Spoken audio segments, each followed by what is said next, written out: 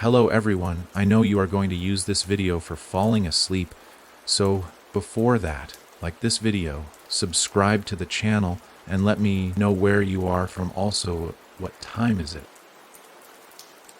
The first scream wasn't loud enough to wake the town, but it was enough to change everything. They said it came from the old black house that sits crooked at the end of Ridgeway Hollow. The one with the roof that caves like it's breathing, and the windows that never stop reflecting shapes that aren't there. The sound lasted less than 3 seconds, cut short as if someone had pressed a finger to the world's mute button. Then came silence. Not the quiet kind, the heavy one that makes your stomach twist, like the whole world is holding its breath. That was 3 days ago, and tonight, I'm standing right in front of that house. The gate is open, swinging back and forth with a creak that sounds too much like laughter. There's a faint light flickering inside, yellow and sickly, like the glow of old teeth. Everyone in town says it's empty. They boarded it up last year after the Crawfords disappeared, but the boards are gone now, and that light is moving. I should have turned back the moment I saw it, but something about that window keeps calling me. Maybe it's because of what I found this morning, the note. It was folded under my front door. No name, no return address. Just one line written in what looked like dried rust, "You're next. Come to Ridgeway Hollow if you want to know why." I thought it was some joke, maybe from the boys at the mill, but when I turned the paper over, I saw the back of it. My handwriting from a page of my old notebook I lost last winter. I hadn't seen that notebook since the night my brother vanished. The police called it a runaway, said 17. Year-olds do that sometimes. But I still remember the way his room looked that morning. The bed untouched, the window shut from the inside, and a single handprint smeared on the glass, like something had pulled him backward. And now this note. The wind picks up, whispering through the trees like it's trying to talk me out of this. But I've already come too far. My flashlight flickers across the ground. The dirt road leading to the house is damp and full of strange footprints, bare, long, and uneven, as though something half-human had been pacing back and forth for days. The first thing I notice when I step onto the porch is the smell. It's not rot exactly, it's sweeter, like overripe fruit left too long in the sun. The kind of smell that makes your mouth water before you realize it's wrong. The boards groan beneath my feet, as if they remember every weight that ever crossed them. My light catches something scratched into the wood beside the door. 5 tally marks, deep enough to splinter the frame.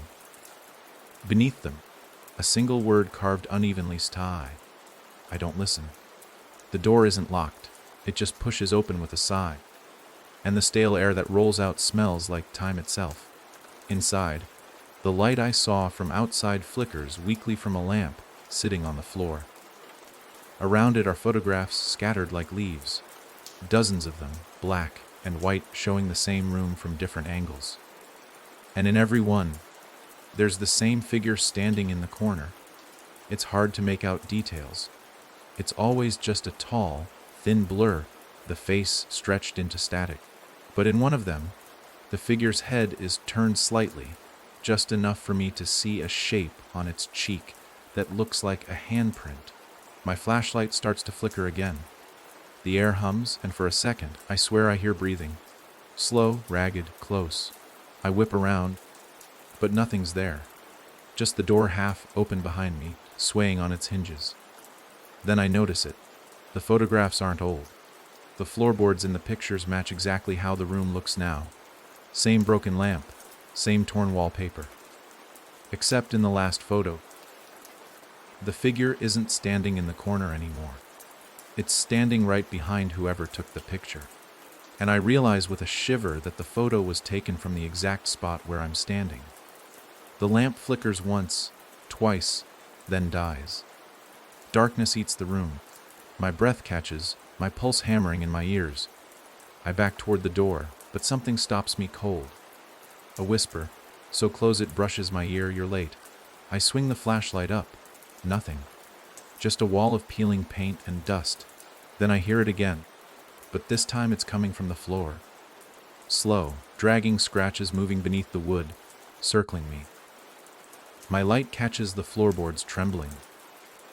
Like something is crawling under them, trying to find a way out. My throat locks up. I don't even remember running, but somehow I'm outside, gasping on the porch. The night feels heavier now, like the air itself thickened while I was inside. The house is quiet again, the light gone. I should leave. I want to leave. But when I look back down the path, the road isn't the same. The trees have shifted closer, bending inward like they're closing around the house. I stumble backward, my flashlight cutting through the fog. That's when I see it, a shadow in the upstairs window. It's not moving, just standing there, watching. And though I can't see its face, I know it's smiling. Then something moves in the grass. At first I think it's the wind, but then I hear the sound. Wet, shuffling steps. Too heavy to be an animal. I shine the light toward it, and for a moment, I see something that makes my stomach twist. It's my brother's jacket. The same one he wore the night he disappeared. Torn, muddy, and hanging from something that looks almost human but not quite. The head jerks at a wrong angle, like it forgot how to move. "Danny," I whisper. It takes a step forward, and I realize it's not walking. It's dragging itself, one shoulder higher than the other, feet sliding across the ground like they don't belong to it. My hand shakes, the light dancing over its face. It's Danny's face, but pale, sunken, and smeared with dirt and something darker. His eyes are open, but there's nothing behind them. Just that empty, glossy stare. "Don't follow the light," he says, voice cracked and hollow. I freeze. "Danny, it's me. What happened to you?" He twitches, like a puppet whose strings have been pulled too hard. "It's not a house," he says slowly. "It's a mouth." And then he's gone, just like that. One blink and the space where he stood is empty again. Only the jacket remains, crumpled on the wet grass, still warm when I pick it up. That's when I see the front door again. Wide open now, and inside, faint but steady, is that yellow light flickering like it's calling me back. My brother's words echo in my head. "It's not a house. It's a mouth." I should have run. I should have left and never looked back. But something about that sentence sits wrong in my chest, like a puzzle missing its last piece.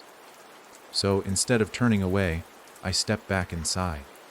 The photographs are gone. The lamp too. The air feels thicker now, harder to breathe. The walls seem closer, the wallpaper pulsing slightly, almost like it's alive. There's a new smell, metallic, sharp. My light catches movement ahead, but when I aim at it, the beam bends, curving toward the hallway instead of where I'm pointing. The sound of footsteps echoes, slow and even, coming from the upstairs landing. I can't tell if it's one person or many. Every step feels deliberate, heavy, as if it knows I'm counting. The stairs stretch upward into black, but at the top there's that faint yellow glow again, seeping through a half-open door. My heart thunders. "Danny." No answer. Just the house creaking, groaning, breathing. I start up the stairs, one step at a time. Each board complains under my weight, and halfway up, I notice something wet dripping from above. Thick, dark, and slow. I touch it before I can stop myself. It's warm. The air changes again, the smell stronger like rust and old pennies. At the top of the stairs, I see a shape kneeling by the open door. It's small, hunched, rocking slightly. My flashlight trembles in my hand. When I finally raise it, the beam lands on a child. A little girl, no older than 8. She's facing the wall, her hair long and tangled, her dress torn. There's something written on the wall in front of her. Over and over again in jagged letters, "Feed the hollow. Feed the hollow. Feed the hollow." "Hey," I whisper, voice shaking. "Are you okay?" She stops rocking. Slowly, her head turns. Not her body, just the head, twisting too far, bones cracking softly. Her eyes are wide, all black, no whites at all. When she opens her mouth, I see nothing but teeth, rows of them, too many, stretching down her throat like a tunnel. Then she smiles, and the walls start moving. They pulse like lungs, pushing the air in waves that knock me back. The floor buckles beneath me, soft as flesh. From the cracks between the boards, dark liquid oozes up, bubbling like tar.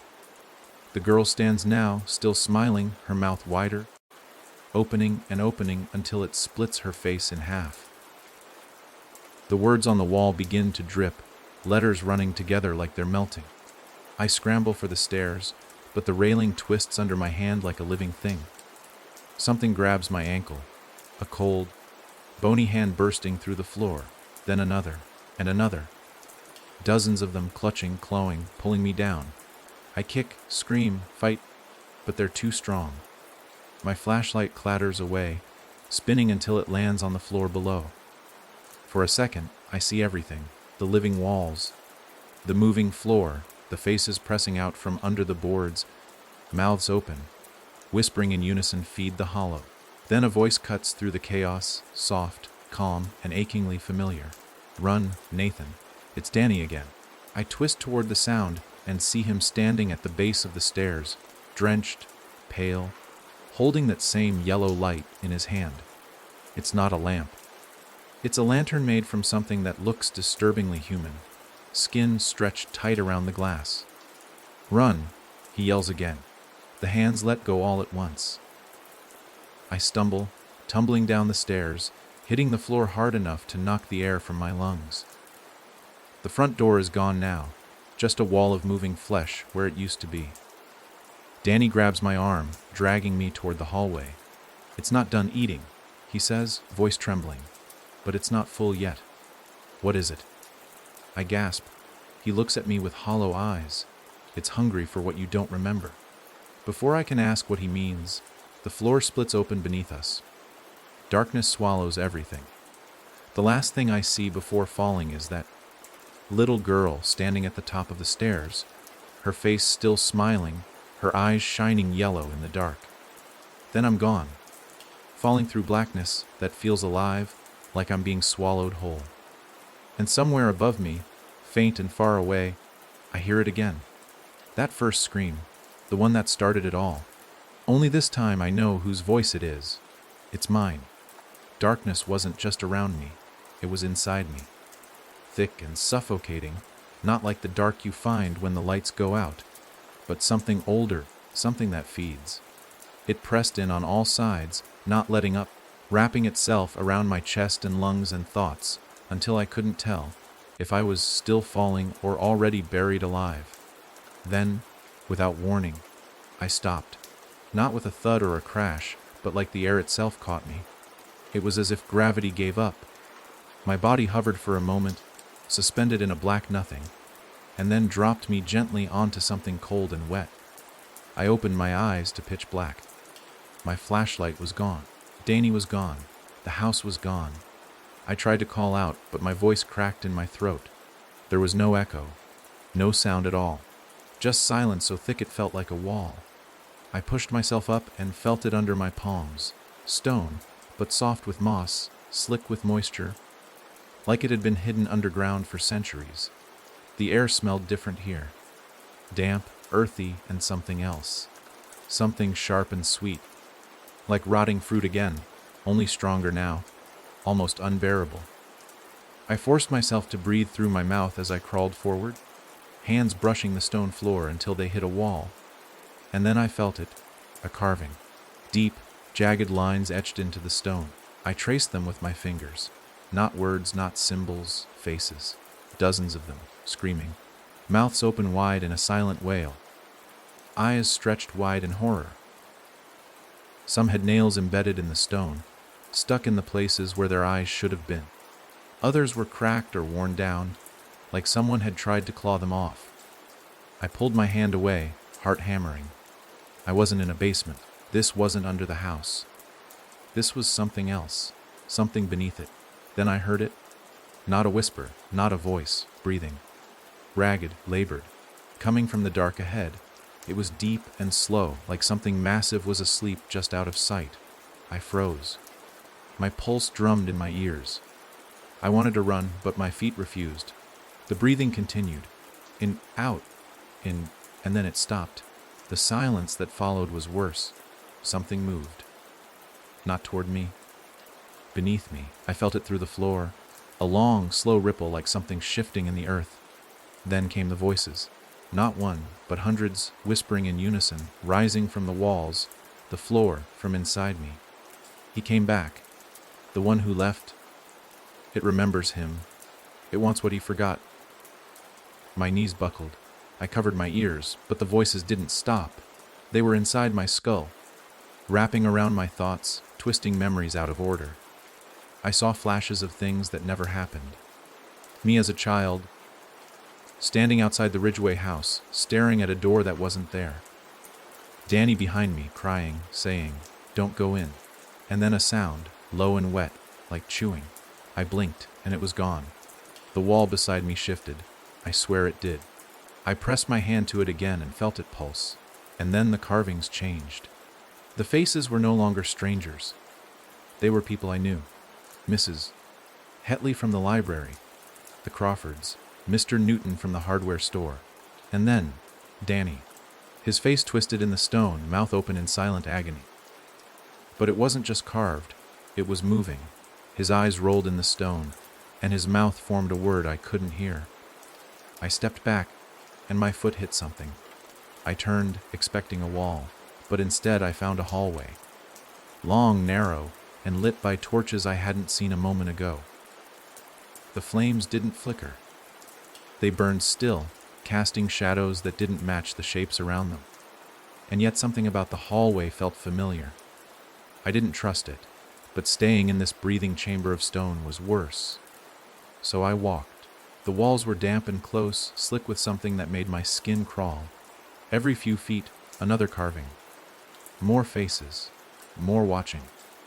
Some cried tears of thick black sap. Some whispered when I passed, but never loud enough to understand. I walked for what felt like hours, though the hallway never turned, never shifted. Always the same narrow stretch. Then I heard the music. A soft melody, faint but clear, like a lullaby played on a warped music box. It came from ahead, from a door I hadn't seen before. A heavy wooden door, too tall and too wide for the hallway it sat in. Its surface was smooth except for a single keyhole glowing faintly red. I reached for it, and the music stopped. Behind the door, something growled. Not an animal, not a monster. It was low, broken, like someone trying to scream through a throat full of glass. Then a voice whispered from behind me, "Don't open it." I turned slowly. Danny. He looked worse now. Gaunt. Eyes sunken so deep they looked like pits. His skin was gray, stretched tight across his skull, but his voice was still his. "You don't belong here, Nathan," he said. "Not yet. Where is here?" I asked. He looked at the door. "The hollow feeds on memory, on secrets. The parts of you you've hidden. You were never supposed to remember it, but you did. What does it want?" His eyes met mine. "It wants what you want. The truth. But it won't give it freely. You'll have to bleed for it." I looked at the door. "What's behind it?" He didn't answer. He just stepped aside, as if giving me a choice. And that's when I saw his shadow. It wasn't his. It was smiling. Too wide. Too many teeth. I knew then that it wasn't Danny anymore. Not really. Maybe it hadn't been him since the night he disappeared. But still, I reached for the keyhole. And the door opened on its own. Inside was a room full of clocks. Hundreds of them, all ticking at different times, all broken. The air was dry here, dusty, heavy with age. At the center of the room was a chair, and in that chair was a man. He looked like me, older, scarred, with one eye missing and skin torn and long, even lines. He was bound by wires, wrapped tight around his chest, and limbs like he'd grown into the chair. His mouth opened, but the words that came out weren't his. "They gave you a name," he said. "But it's not your first. I don't understand." He looked up, blood trailing from his empty eye socket. "Because you chose to forget. But the house didn't. It remembers everyone who leaves. And it always brings them back. Then all the clocks struck midnight at once. The sound was deafening. The floor dropped beneath me again, and I fell, this time through fire. Screaming, writhing shadows reached up to claw me as I plummeted. The last thing I saw was the older version of me burning, wires tightening around his throat, the clocks melting into his skin. And then, silence. I woke up in a room. My room. Back home. Morning sunlight streamed through the window. Birds chirped. Everything looked normal. My hands were clean. My clothes weren't torn. For a moment, I thought it had all been a nightmare, until I saw the scratch marks on my door. 5 tallies. And beneath them, the word burned into the wood, RAMEMBER. The scratches on the door hadn't been there before. I knew every inch of my room, every dent, every crack in the plaster, and those 5 tally marks, deep, blackened, and still smelling faintly of smoke, were new. They weren't carved with a knife. They were burned in, the wood curled at the edges like it had been branded. And under them, the word RAMEMBER. No matter how hard I tried, I couldn't stop staring at it. The letters weren't just written. They bled. I reached out, brushing my fingers across them. The wood hissed under my touch, faint but unmistakable. I jerked back. My hand was clean, no burns, but the letters had pulsed when I touched them, as if the word itself was alive, as if it was waiting for me. The house around me looked normal, eerily so. My bed was neatly made. The curtains swayed with the morning breeze. Even the clock on my wall ticked steadily. Unlike the twisted mess of clocks I had just seen in that other place, I walked through the hallway in a daze, half expecting the walls to start breathing again or the floor to open up beneath me. But it was just home. At least, that's what it pretended to be. The illusion began to crack the moment I opened the fridge. All the food inside was rotted, not old. Rotten. Blackened meat, milky vegetables, fruit crawling with things that vanished the moment I blinked. Yet when I shut the door and opened it again, it was all fresh. Perfect. A tray of cookies sat on the counter, still warm, steaming softly as if they had just been pulled from the oven. I hadn't baked them. No one had. I touched one. It was cold, ice cold. That's when the phone rang. Not the cell. The old rotary phone we hadn't used in years, the one Mom used to keep for decoration. It was ringing. And the sound. It wasn't right. The tone wavered, dipping low like a voice trying to mimic the sound of a phone, but failing. I picked up. Nothing. Then breathing. Ragged, wet. And then, my voice. "You shouldn't be here." I froze. It continued, whispering, "You asked for the truth, Nathan. It's time to pay for it." The line went dead. I dropped the phone, backing away as the silence settled over the house again. Something was wrong, not just with this place, but with me. I looked down and noticed the edge of my shirt was damp. When I pulled it up, my skin was covered in dirt and moss, tiny bits of black rock clinging to my chest like I'd been lying underground. I hadn't woken up in bed. I'd been planted in it. That thought sent a jolt through my stomach. I ran to the bathroom, flicking on the light. The mirror was fogged over. I wiped it and recoiled. My reflection didn't move. It just stared. Same face, same eyes, but it didn't breathe. It didn't blink. And then it smiled.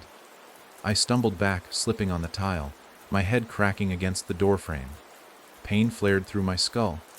I blinked hard, vision swimming, and when I looked back, the mirror was empty. Not cracked, not shattered, just gone. A smooth wall of paint where glass should have been. Then I heard something beneath me. A creak, followed by another. Footsteps, but not on the floor. In it. I dropped to my knees and pressed my ear against the tile. The sound was clearer now. Someone, or something, was walking under the house, pacing, scraping, breathing. I raced to the attic. I didn't know why. Something pulled me there, an instinct, maybe, or the same twisted force that pulled me into that house on Ridgeway Hollow. The air in the attic was dry, stale, and thick with dust, but there was something else too, something I hadn't seen in years. A box. old, covered in black mold, bound with wire. It had my name written on the lid in marker, the letters smeared with time. I didn't remember ever packing this box, but I knew it was mine. When I touched it, the wires snapped on their own, curling back like snakes. I opened the lid slowly, half expecting something to bite. But there were only 3 things inside: a photograph, a cassette tape, and a newspaper clipping, yellowed and frayed at the edges. The photo was of me, younger, maybe 10. I was standing in front of Ridgway House. My arm was around a boy who looked nothing like Danny, but in the photo, someone had scratched the name Danawai over his face, deep gouges through the paper. The tape had one word on the label, Kanafsisoan, and the newspaper article, Lokal Bowai Fuendia Unredi Jiba Huyus Biasamenenti Miastr Suaro Ndi Idnty. The photo was dated 11 years ago. My heart dropped. I fumbled for the old cassette player we used to keep in the attic, praying it still worked.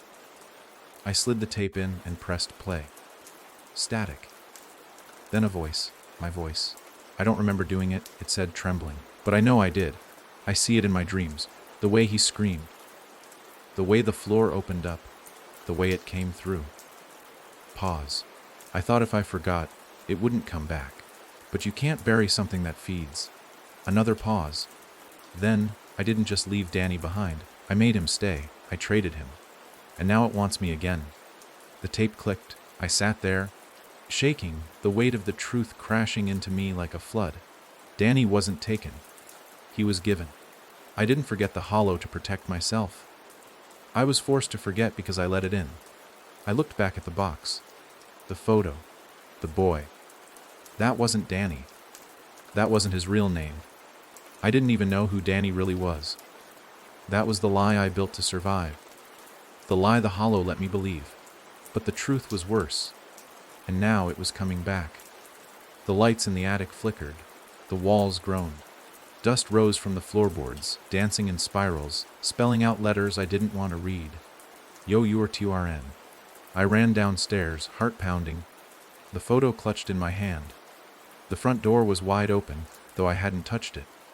Outside, the sky was wrong. It wasn't day anymore. Or night. Just gray. Like a fog had swallowed the world. And in the center of the street, where the house on Ridgway had stood just days ago, there was now a hole. A perfect, round hole, pulsing like a heartbeat. The hollow. I took a step forward, unable to stop myself.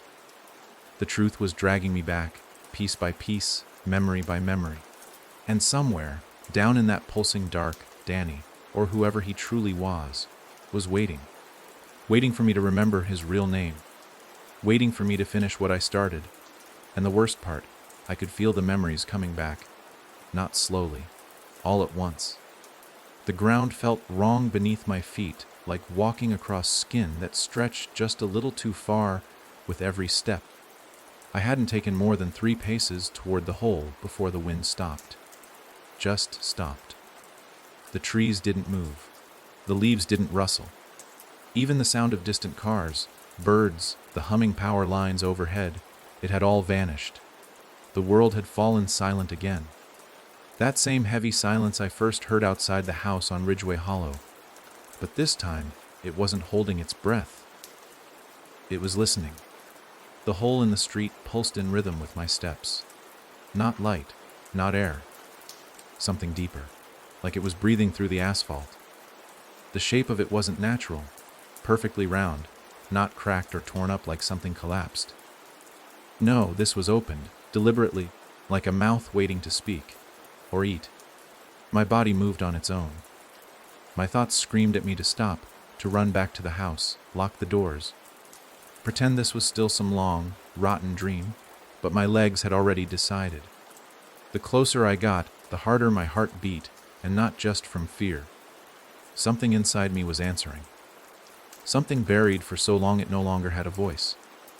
But now it was waking up, and I could feel it clawing its way through my ribs.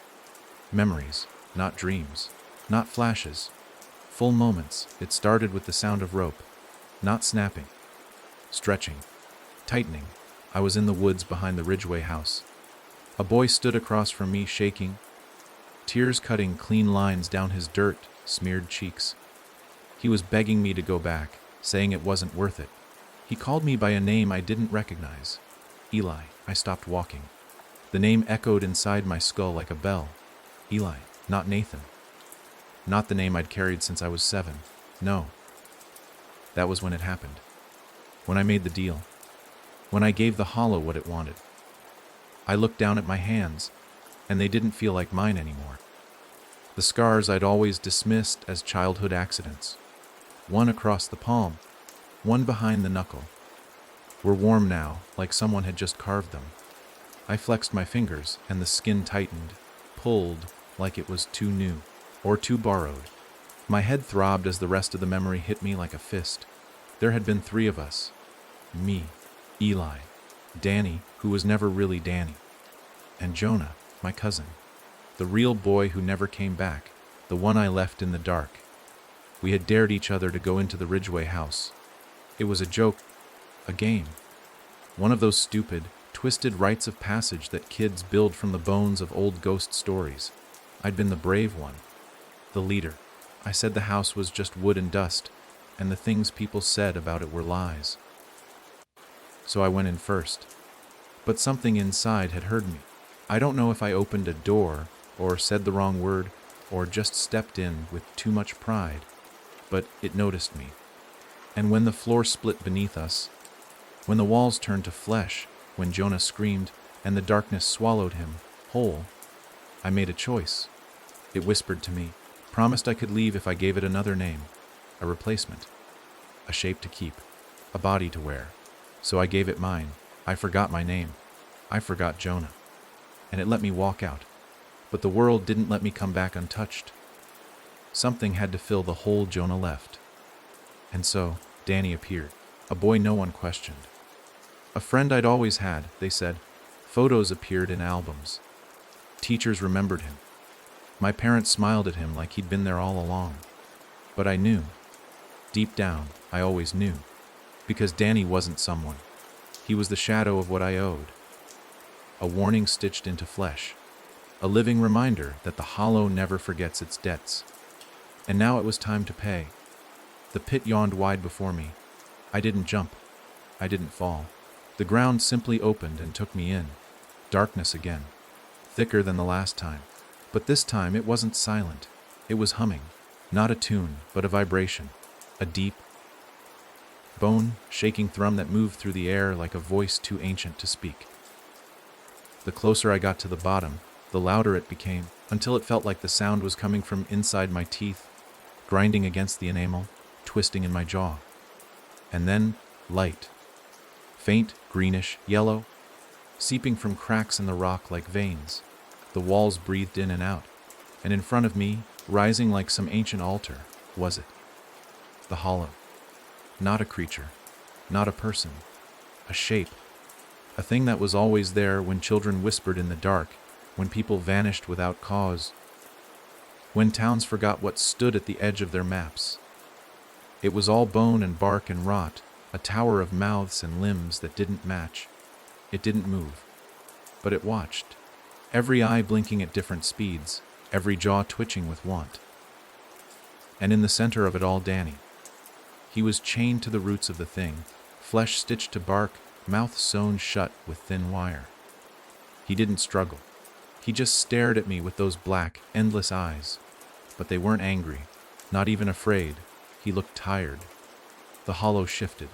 Its mouth opened, not one of the smaller ones, but the one at the very top. A mouth wider than a man. Inside it, I saw things I couldn't describe. Memories, teeth, hands, fire. Mirrors showing me as I could have been, as I should have been. And then I heard its voice, not aloud, not in sound. Give me the name. I hesitated. It came again, louder, slicing into my spine. Give me the name. Jonah. It wanted Jonah. No, not again. I dropped to my knees. You already took him. You already have what you wanted. The air bent around me. You gave a memory, not a name. Names are power. You still wear his. Danny moved just slightly. His stitched mouth trembled, blood dripping from the wire. And I understood. Danny was the debt made flesh, but I was the lie. I wasn't Nathan. I wasn't even Eli anymore. I had no name left to give because I had traded mine away a long time ago. And now, the hollow wanted what remained of me. The truth. I reached into my pocket, and the photograph burned in my hand. The one from the attic. The boy beside me, scratched out, wasn't Danny. It was me. Jonah had lived, I had died, and the hollow had worn my face ever since. I stumbled back, my skin crawled, peeled, my bones cracked. I looked down and saw my hands blur, shifting between shapes. Too long, too short, too pale, too dark. Faces I didn't know flickered across my arms like a projector spinning too fast. Voices filled my head, all screaming the same thing. Ramember. I fell forward, my face hitting the moss-covered floor, and the world split. Not open, inward. And in the stillness, I heard a whisper that wasn't the hollow's. It was Jonah's. Take it back. I opened my eyes. I was in a field, sunlit, warm. A boy stood beside me, quiet, familiar. Who are you? I asked. He turned, smiling, and for the first time, I recognized the face in the photograph. I'm Nathan, he said, and you're finally ready to be Jonah again. The world shattered like glass. I gasped awake. Back in the Ridgeway house. Covered in dirt, blood, and tears. My skin fit again. My name was mine again, but the hollow was still hungry, and it wasn't done with me yet. The Ridgeway house was colder now, not the kind of cold that comes with broken windows or a busted heater. This was older, deeper, something that clung to the bones of the place, like it had always been waiting for someone to remember what really happened within its walls. And now that I had, the house was breathing again. I sat in the living room, knees drawn to my chest, still shaking with the weight of the truth. My name was Jonah, not Nathan, not Eli. The boy who walked out of this place 11 years ago hadn't been me. He had been the hollow's echo of me. I had been the one left behind, or maybe worse. The one who invited it in. The wooden floor beneath me creaked with every breath I took. The shadows no longer waited for night. They moved in the daylight now, stretching like fingers across the walls, pausing at every corner as if they were listening to me think. I could feel the house pressing in, urging me to keep going, to dig deeper, and I knew exactly what it wanted. The door. Not the front one, not the basement, not the attic. The door. The one we found in the walls all those years ago. Hidden behind layers of plaster and wallpaper. Sealed with boards that weren't nailed in. They were grown into the wood, like the house itself was trying to keep something trapped.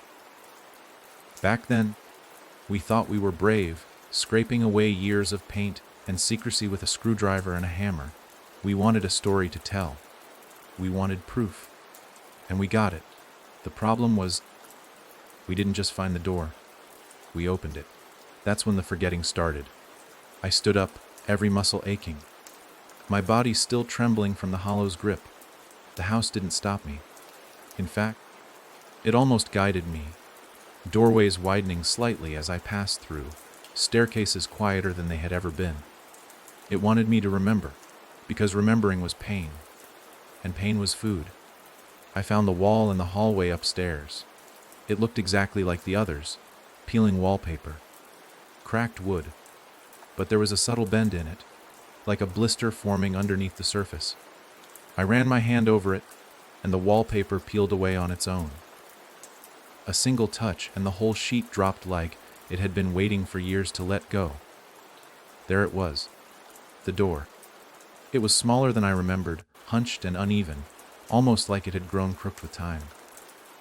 The wood was gray, soft to the touch, damp with a kind of sweat that had no scent, but made my skin crawl.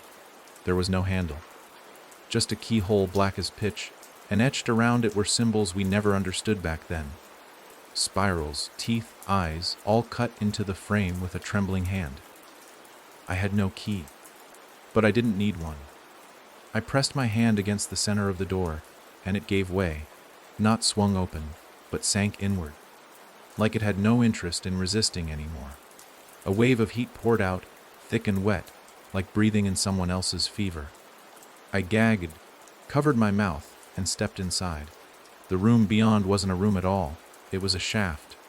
A steep, narrow tunnel of black stone that wound downward like a throat. The walls were lined with pictures. Real ones. Framed photos from lives that had nothing to do with mine. Strangers, smiling, posed in front of places I'd never seen. Their eyes followed me.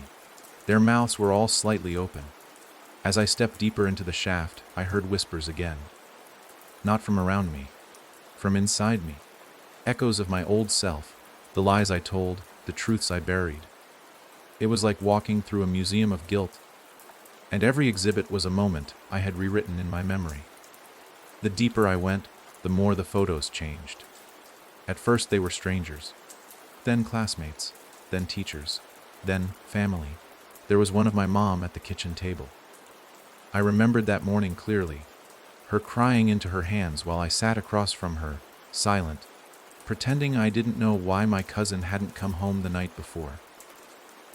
But in the photo, her eyes weren't sad. They were empty. Next came my father, standing in the garage, holding a rope in his hand. I had forgotten about that rope. I had forgotten why he was holding it. But in the photo, the end of it was frayed and dripping red. At the bottom of the shaft was the final frame. It was me, not as I was now. Not even as I'd been 11 years ago, younger, maybe 7 or 8. My smile was too wide.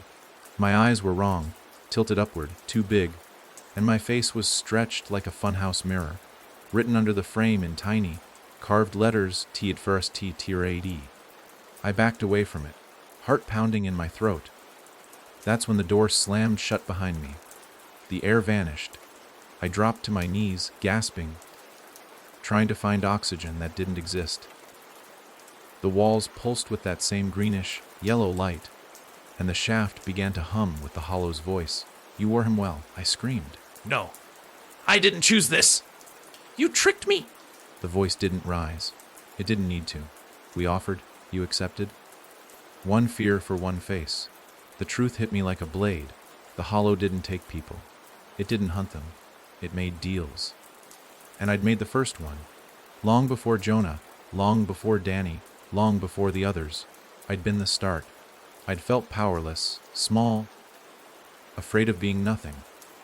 And when it offered me someone else's face, someone else's strength, I had taken it. I hadn't just forgotten. I'd built the forgetting, and now the debt was due. The floor beneath me cracked, not broke, opened, the same as the first time, and from below, I heard laughter. Children's laughter, my own voice, looping endlessly, shouting something I couldn't quite make out. I leaned forward, listening, and the words finally came clear. Push him, Jonah! P.U.S.I.M. It was my voice. From the day Jonah had disappeared. From the moment I shoved him into the dark, tears streamed down my face. I hadn't been tricked. I hadn't been possessed. I had been jealous. Jonah had been loved more, braver, stronger, and I had hated him for it. The hollow didn't create monsters. It just fed the ones we already were.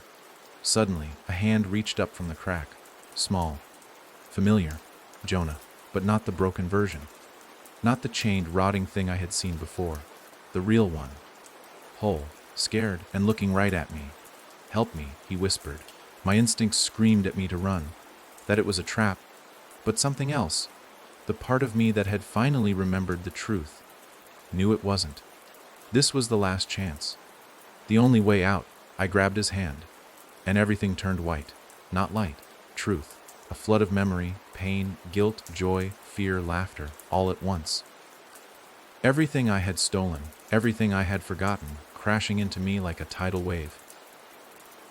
I screamed, and for the first time, it wasn't out of terror. It was release. When the light faded, I was outside, on the street. The house on Ridgeway Hollow was gone. Not burned, not collapsed. Gone, as if it had never been there. Jonah stood beside me, older now, worn like me, but alive. He looked at me with tired eyes. You remembered, he said. I nodded. Does that mean it's over? I asked. He shook his head. No, but now we can fight it. Far in the distance, I heard it, not a scream, not a laugh, but a whisper, from a place deeper than memory. There's always another door. We didn't speak for a long time.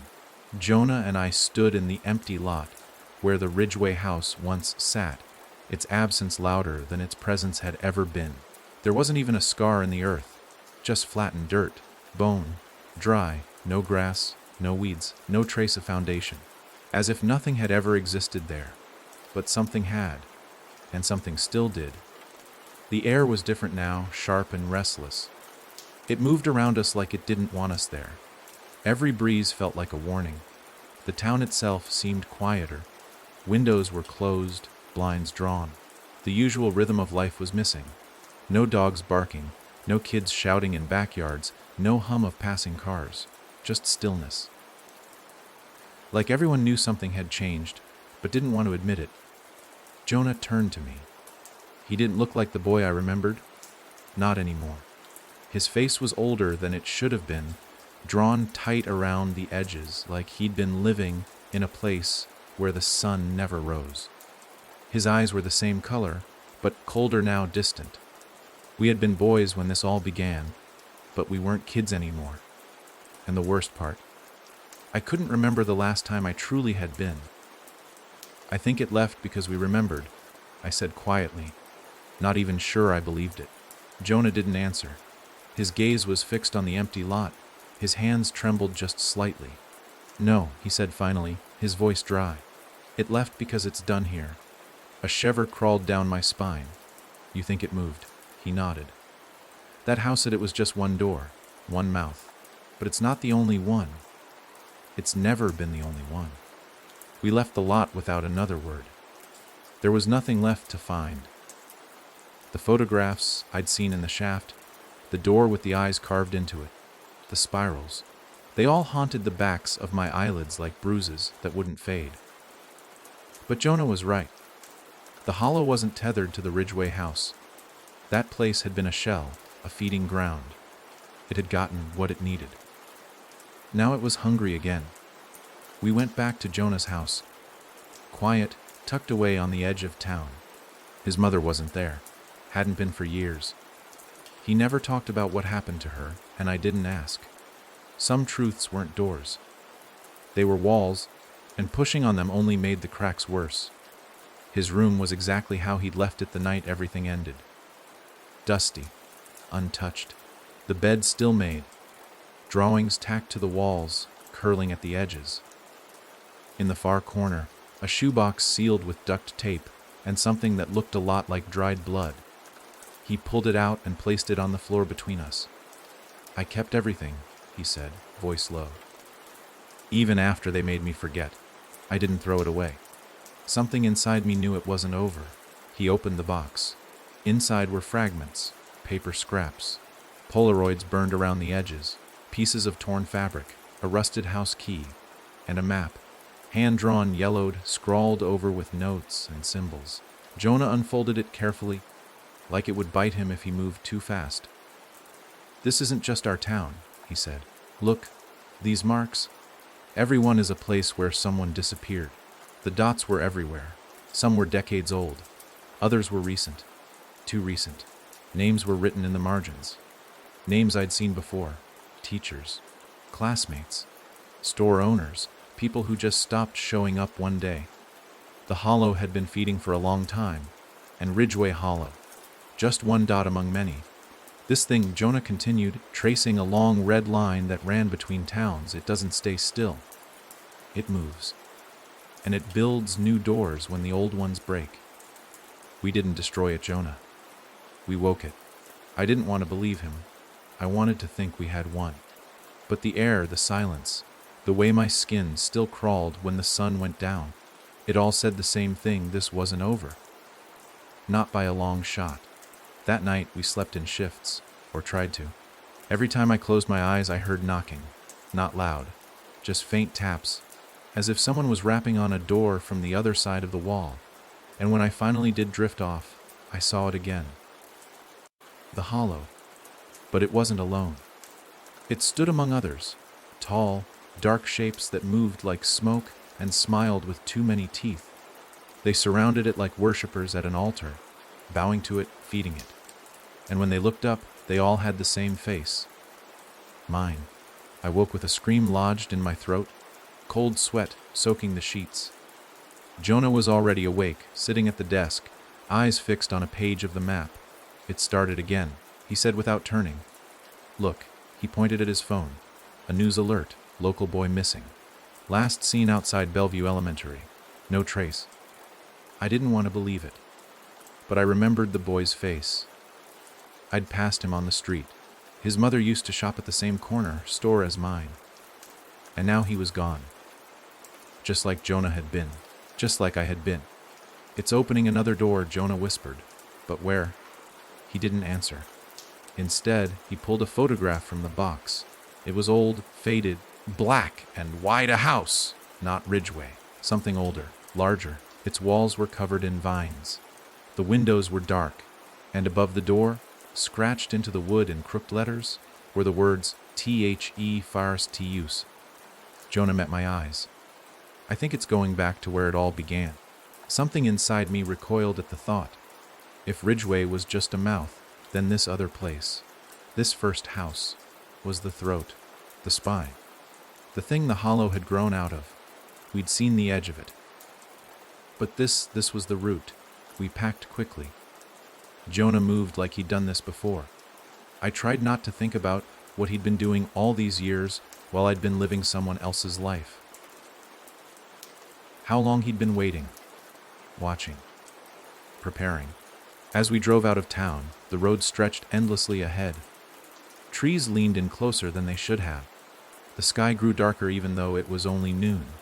And in the rearview mirror, I saw something standing at the edge of the woods. Not a person. Not quite. It didn't move. But it watched. And when we passed the county line, it raised a hand in a slow, deliberate wave. Jonah didn't look back. Neither did I, but we both knew. The hollow was ahead of us now, waiting, smiling, building its next door. And this time, we had to find it before it opened. The house didn't show up on maps anymore. Not the digital kind. Not even in the dusty county archives we tore through for hours. We found whispers instead. Handwritten notes in the margins of decades-old books. Redacted property lines, records that ended abruptly without explanation. Places that should have had owners but didn't. Houses that once stood proud on wide land suddenly disappeared from history like they'd never existed. It was Jonah who finally found it. Though I don't know if it was luck or something worse guiding his hand. We were deep in the town's neglected historical building, the kind they only open twice a year when someone donates a dusty trunk of World War II medals or a diary with half the pages missing. Jonah was thumbing through a logbook of land transfers when he went still, his eyes fixed on a single name scrawled across the bottom of a yellowed page. Caldwell, he whispered. That name. I didn't recognize it at first, but then it crept into my memory like water through a crack. Caldwell. The old man with the blind eye who used to sit outside the mill, mumbling to himself about the lights in the soil and the children who walk without footsteps. People thought he was senile, harmless. But now I remembered something else. He lived on the edge of town, near where the woods thickened into something darker. And he had once warned me, years ago, not to answer when the house knocks. I thought it was nonsense. I hadn't remembered it until just now. We found the address in a barely legible margin note, a road that didn't exist on GPS, no signs, no markers. Just a dirt path off Route 18 that twisted into the forest like it didn't want to be found. We followed it in silence.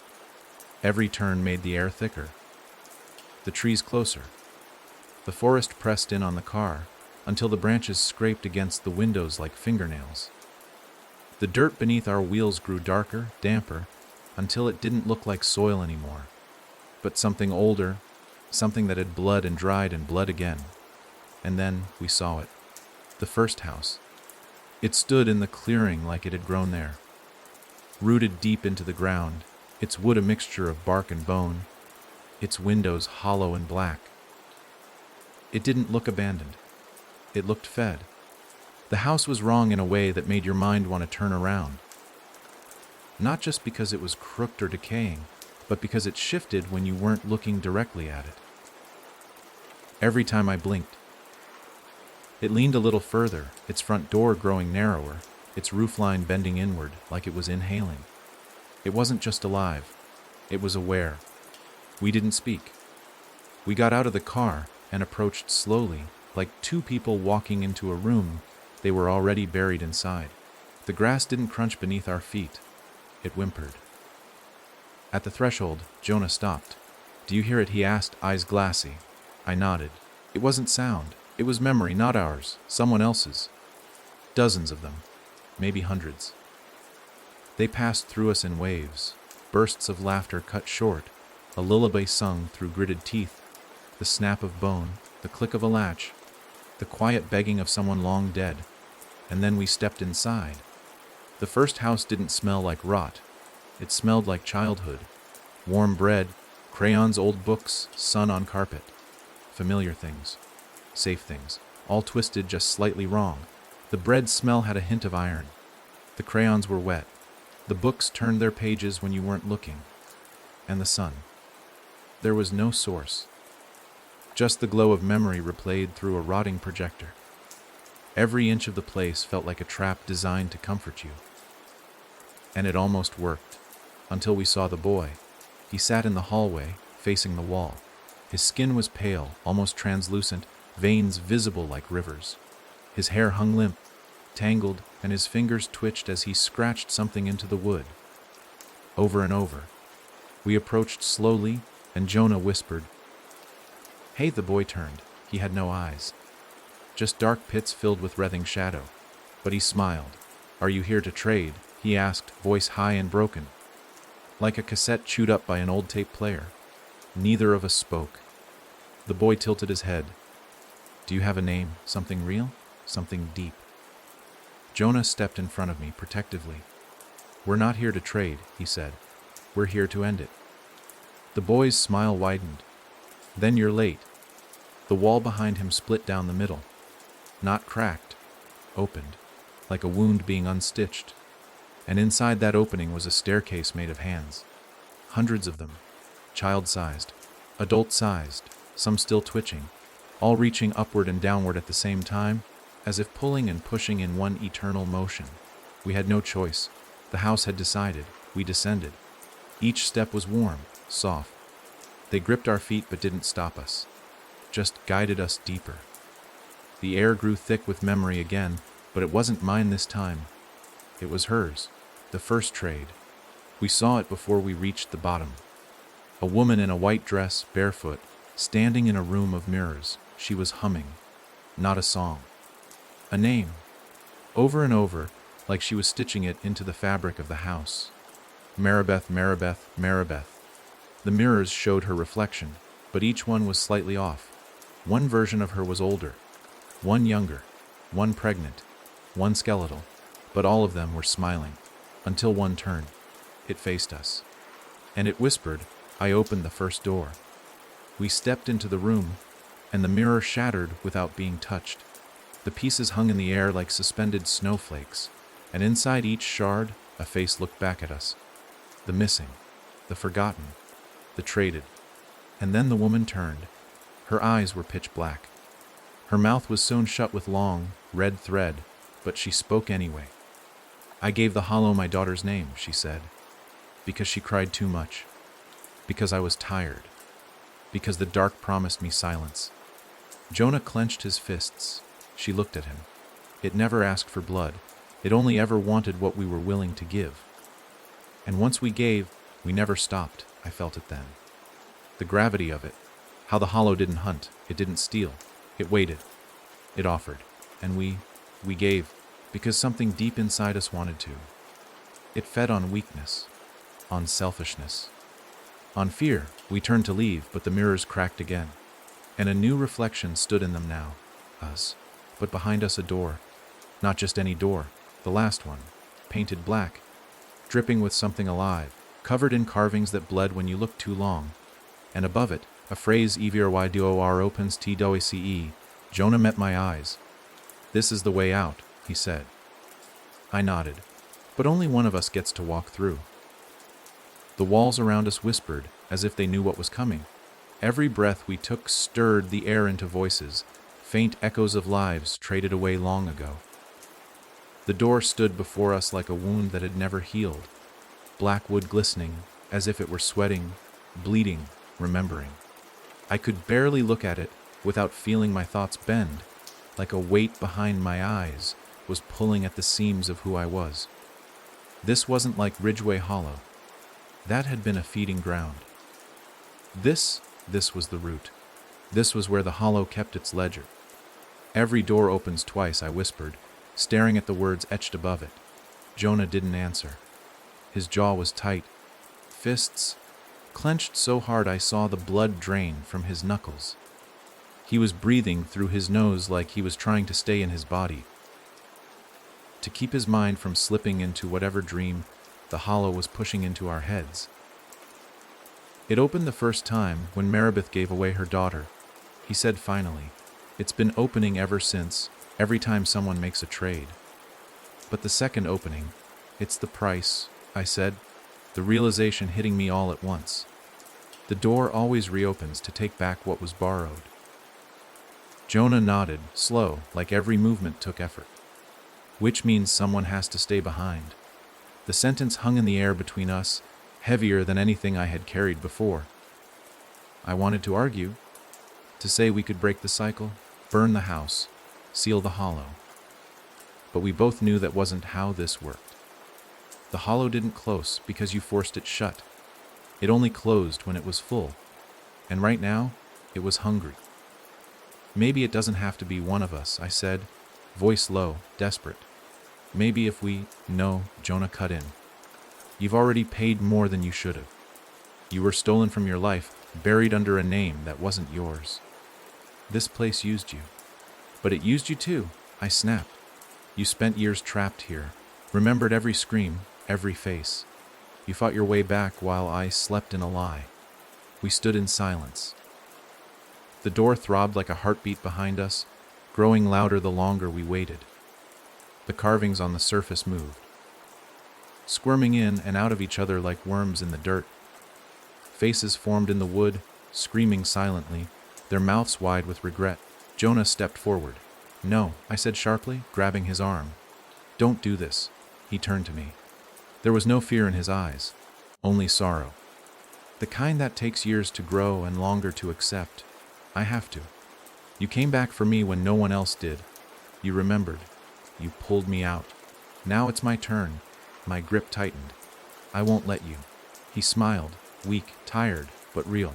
"You don't have a choice." Before I could stop him, he pulled something from his jacket pocket and pressed it into my hand. Cold metal. The rusted house key from the box. The one that had once belonged to the Ridgeway house. "You're the one who carries the door now," he said. And then he turned and stepped toward the black door. The shadows welcomed him like a son returning home. The carvings reached out to him, wrapping around his legs, his arms, drawing him in gently. He didn't scream. He didn't fight. He just disappeared. And when the last of him was gone, the door exhaled. The room trembled. A sound like splintering wood and breaking glass filled the air, and the walls pulled inward like lungs releasing a final breath. The mirrors shattered into dust. The boy in the hallway vanished. The lights dimmed, and the house began to die. I staggered backward, the world tilting, the ground cracking beneath my feet. I ran up the staircase of hands. Their fingers limp now, no longer guiding or holding, just dead flesh under my boots. The hallway collapsed behind me, rooms folding in on themselves, whispering goodbye in the voices of those they had once devoured. When I burst through the front door, the sky was red, not sunset. Blood. The trees around the house twisted, reaching toward the sky like they were trying to crawl away. The wind screamed. The house behind me cracked in half. I fell to the ground and watched as the first house burned, not with fire, but with memory. Flames made of screams and faces and names. The sound of 100 trades unraveling, the pain of 1,000 regrets returning to the surface. And through it all, I heard one voice, clear, strong. Jonas, don't forget me. And then it was gone. No fire, no smoke, just a clearing, just silence, just me. I don't remember how I got back to town. I walked, I think, or maybe something carried me. The days after are a blur. People started to remember the missing. Pictures reappeared. Names returned to the school rosters. Graves were unearthed and refilled. The town changed, but not like before. Not with fear, with grief, with honesty. The hollow had fed on our lies, our silences, our cowardice. But now the truth was back, and it hurt. God, it hurt. But it was real. I kept the key Jonah gave me. I wear it around my neck. Some nights I can feel it pulsing. Not like before, hungry, needy, but like a warning.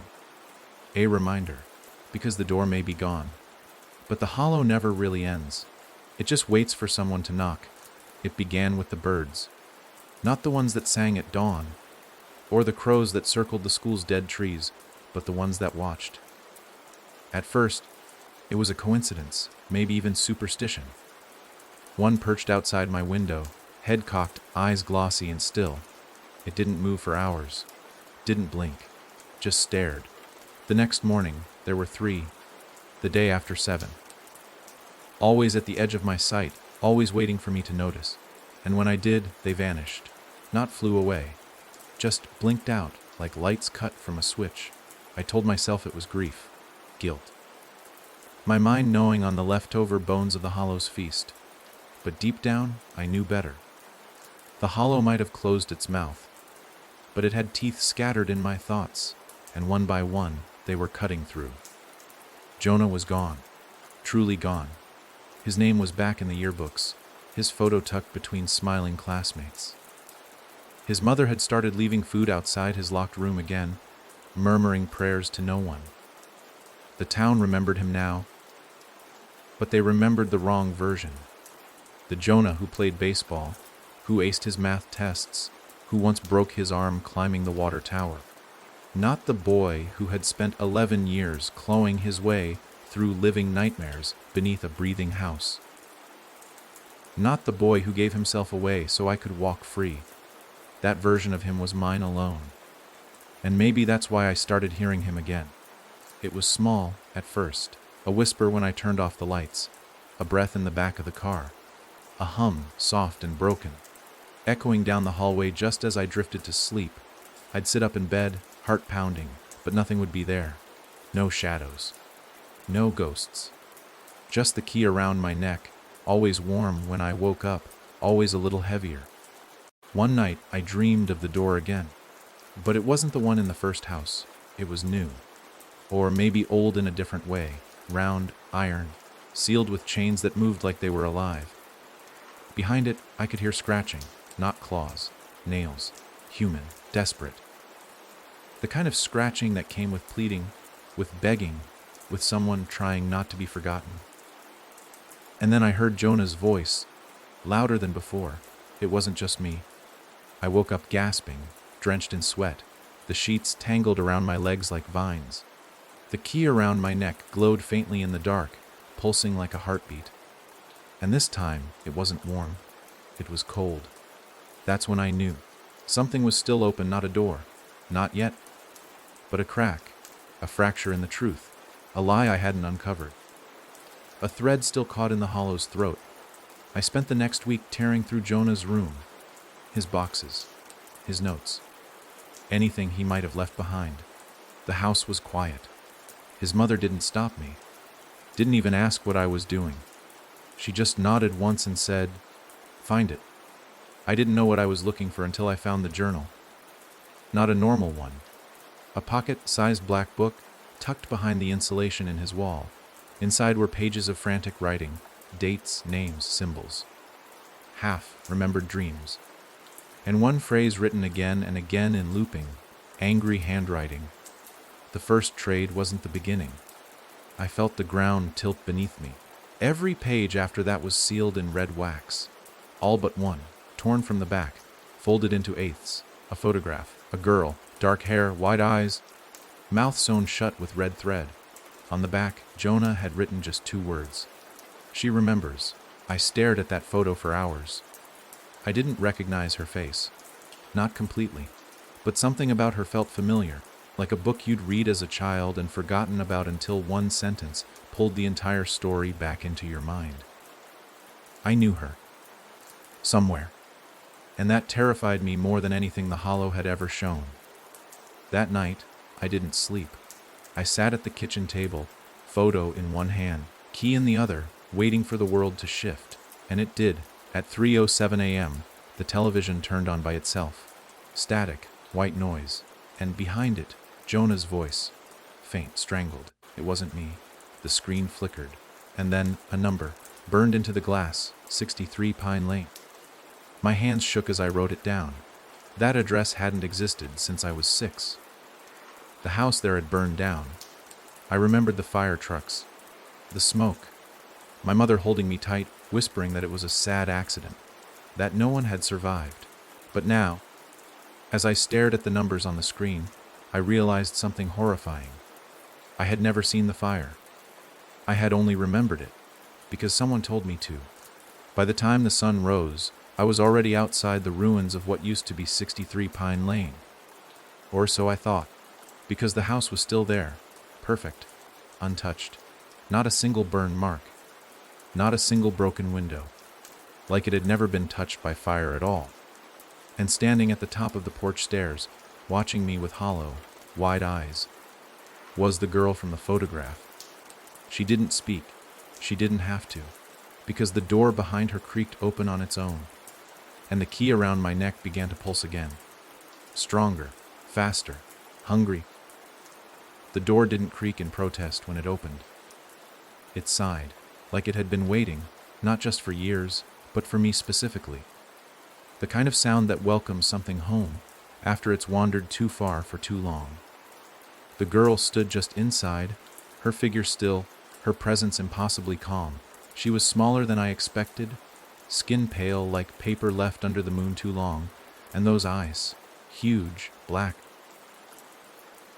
motionless, watched me not with fear or kindness, but with a kind of quiet knowing, like she'd seen this moment 100 times already. I stepped inside without meaning to.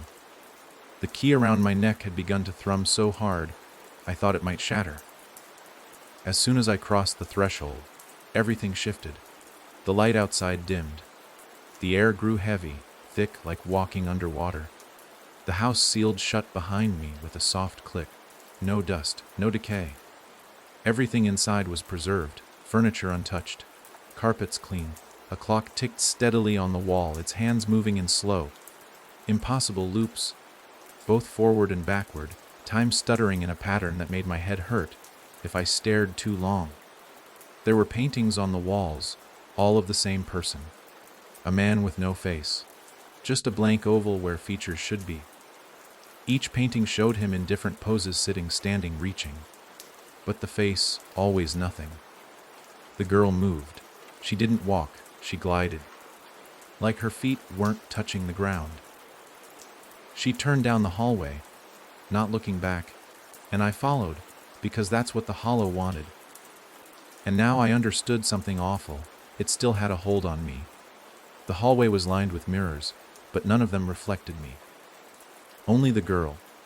Hundreds of her, crying, screaming, rotting, changing, each version more twisted than the last. I stopped at one, where she had no mouth, just skin pulled tight over her lower face, and in her eyes, she begged. I looked away. We stopped at a door at the end of the hall. She placed her small hand on the handle, and when she turned it, I expected another room. Instead, I got a memory. Not mine, not hers, ours. The room exploded with color and sound. Bright lights, children laughing, the smell of something sweet burning at the edges. I was standing in the middle of a birthday party, but not any birthday. Mine. Balloons twisted into tangled knots hung from the ceiling. A cake sat untouched on the table, and standing in the corner, smiling at me with too many teeth, was that same man from the paintings, the faceless one. I didn't need to see the features to know who he was. The Hollow's first name. The girl looked up at me, finally speaking. Do you remember now? Her voice was soft, cracked, like something unused for years. I don't, I started, but the room began to move. Time didn't flow, it collapsed. I watched myself at 5 years old, holding a toy phone, laughing at nothing. In the background, my mother argued with someone invisible, screamed words I couldn't hear. Then silence. And then she turned to me, my mother, and she said something I hadn't remembered until this very second. "You're lucky he took her instead of you." The words fell like ice down my spine. The room flashed. I was back in the hallway. My knees buckled. I pressed my back to the wall, gasping for air. The girl knelt beside me, her expression still blank, but her voice sharpened. "You were never the first. Not even close. I don't understand." I whispered. "Who did he take?" She didn't answer with words. She stood, pulled a piece of paper from the inside of her dress, and handed it to me. A photo. Faded, crumpled, torn across the bottom. 2 children, a boy and a girl, Mew and her. And then I knew. She wasn't just someone who remembered. She was my sister. The one I was never told existed. The one traded for silence before I ever learned her name. The world bent. I dropped the photo. My hands trembled, heart pounding in my chest like it wanted out. My mother had told me my imaginary friend disappeared when I was 5. That I used to talk to the shadows. That I had a habit of making up people. But I hadn't made her up. She had been real. And she had been taken so I could live in peace, in comfort, in ignorance. The girl watched me carefully. She had known this truth her whole life. Lived in the hollow's memory, kept between its walls, remembered by no one but the house that fed on her. "You opened a door," she said. "Not on purpose," I choked out. She nodded slowly. "But you never closed it." And then the walls cracked. Not physically, historically. Photos appeared where blank wallpaper had been. News clippings, drawings, names of missing children going back hundreds of years, each marked with the same symbol, the spiral of the hollow. And at the center of it all, one date, one name. The first trade, Salem, Massachusetts. A boy accused of witchcraft. A mother begged the night not to take him. She offered something else. Her other child, and the hollow agreed. That was the beginning. I couldn't breathe, couldn't think. The girl stepped back. She pointed to the far wall, where a door had appeared, made of flesh, breathing softly, stitched together with locks and hinges. "You can leave," she said. "You still have a name." I looked at her, horror boiling inside me. "And you?" Her smile was sad. "I already gave mine. I've just been waiting to see if you remembered it." My chest cracked open with guilt. She turned away, walking toward the mirror at the end of the hall. It shimmered slightly, warping at the edges. "Wait," I said, desperate. "What was your name?" She looked over her shoulder, eyes wet now. "You never learned it," she said. "But once, you called me Luce." I fell to my knees as she stepped into the mirror. Gone. And the key around my neck, it broke. Snapped in half, the metal crumbling in my palm like old ash. The house went still. I stood in the silence for a long time. Then I walked toward the breathing door. And I opened it. Whatever was on the other side, it remembered me now. When I stepped through the door, it wasn't into another room.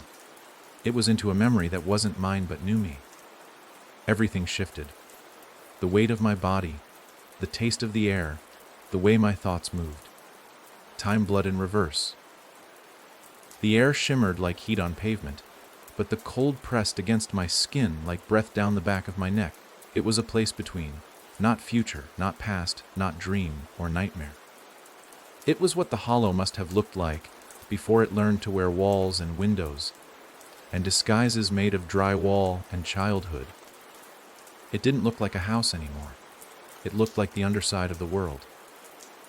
Everything dripped. Roots curled through the ceiling like veins, and the ground beneath my feet was soft, like meat. There were no walls, just spaces that implied shape, and all around me were names. Not written, not spoken, whispered. They filled the air in raspy repetition, thousands of them overlapping until they became static. Jonah, Maribeth, Luce, Eli. Nathan, Nathan, Nathan. I tried to cover my ears, but the voices weren't coming from around me. They were coming through me, sliding under my skin. Each syllable brushing against the inside of my skull like fingers searching for something loose. I stumbled forward, driven by nothing more than the hope of a way. But every step brought me closer to the center. The hollow didn't need to lure me anymore. I was already inside it. And then, as I reached what felt like the center of that pulsing space, the whispers stopped. All at once. The silence rang like a scream. Ahead of me stood a figure, human in shape, impossible in detail. Its face shifted constantly, eyes changing color, skin lightening, darkening, cracking, mending. Every few seconds it was someone new. A child, a woman, a man, a shadow.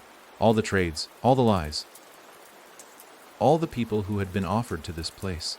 It was wearing their identities like old clothes, cycling through them endlessly.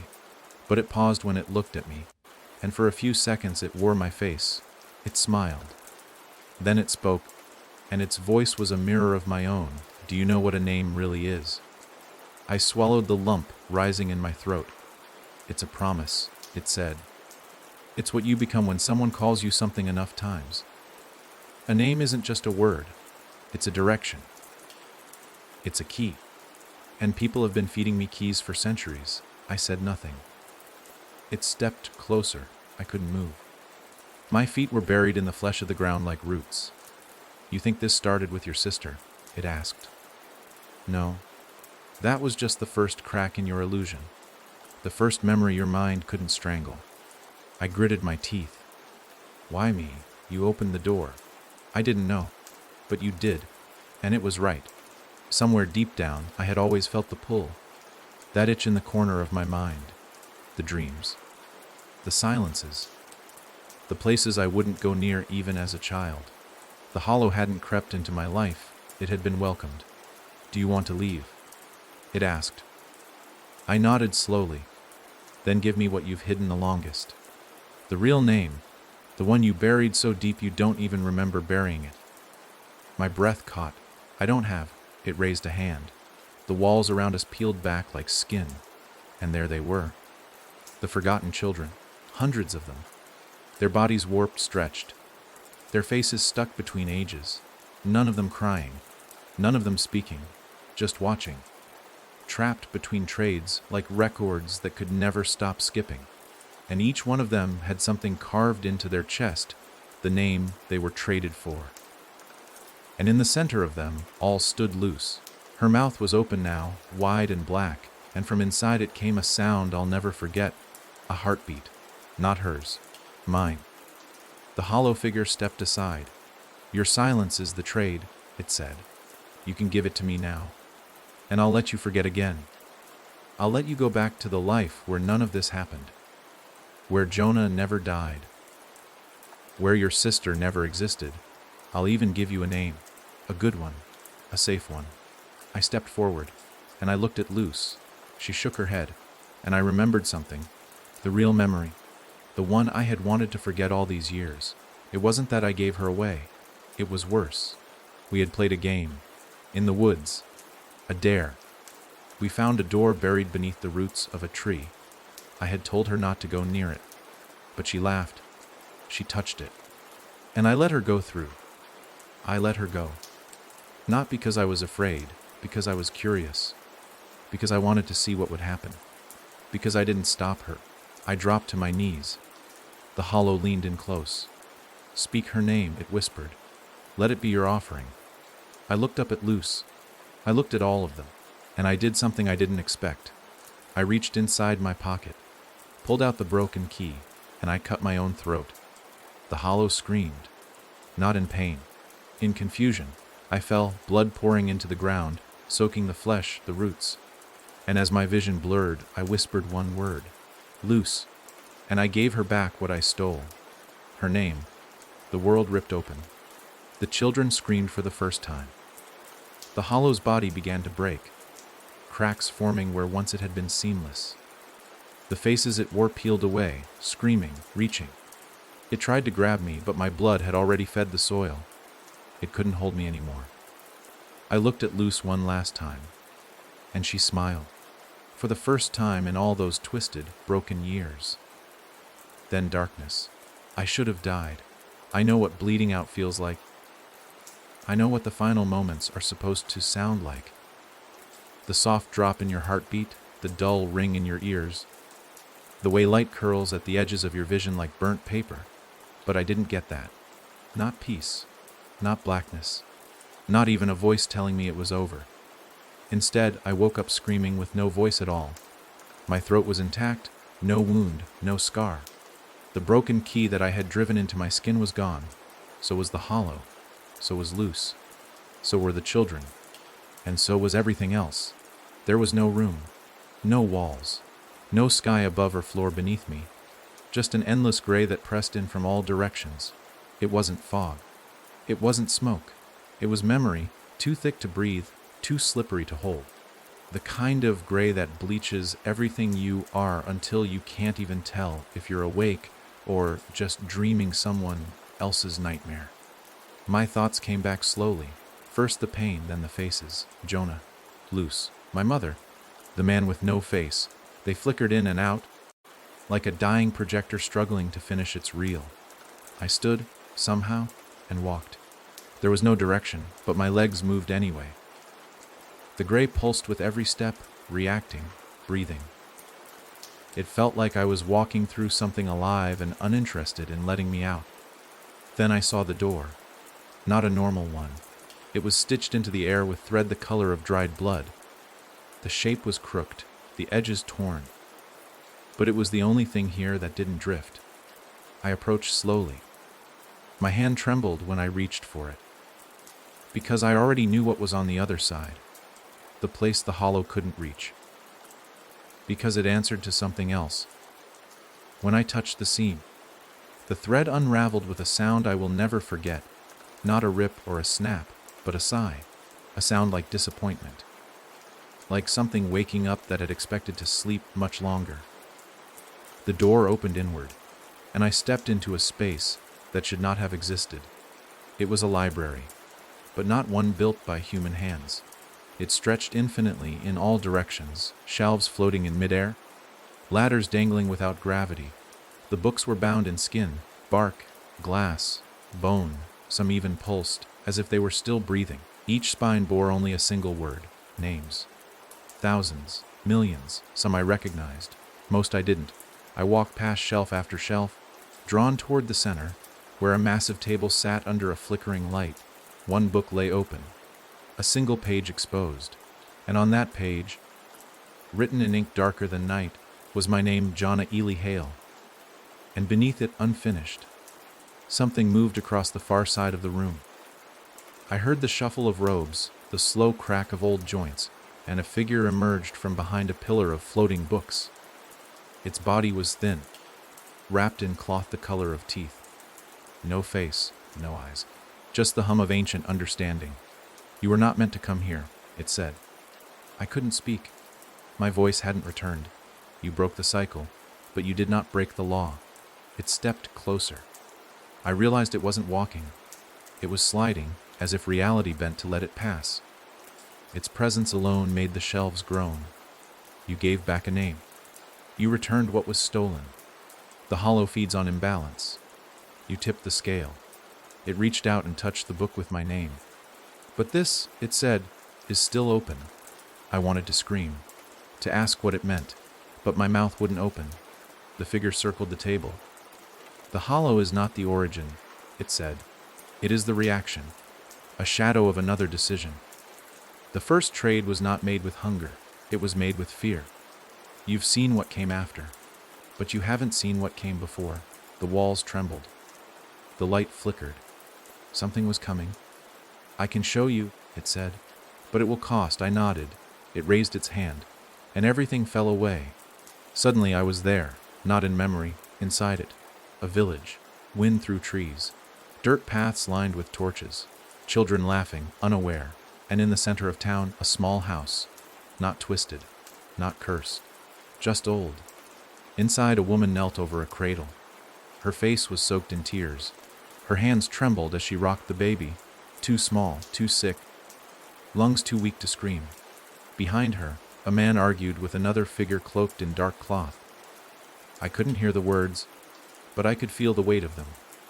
Then the woman screamed. Not loud, just final. She turned and walked out of the house, the baby in her arms. Past the fields, past the chapel, into the woods.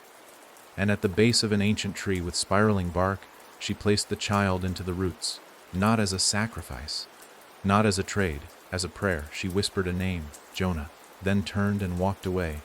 The roots closed gently, and the woods fell silent. The hollow wasn't born of greed, it was born of hope, of a desperate bargain, a plea for something to answer when no one else would, and something did.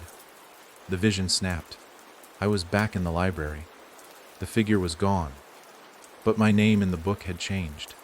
It no longer read unfinished. It read witness. And beneath it, another line had appeared.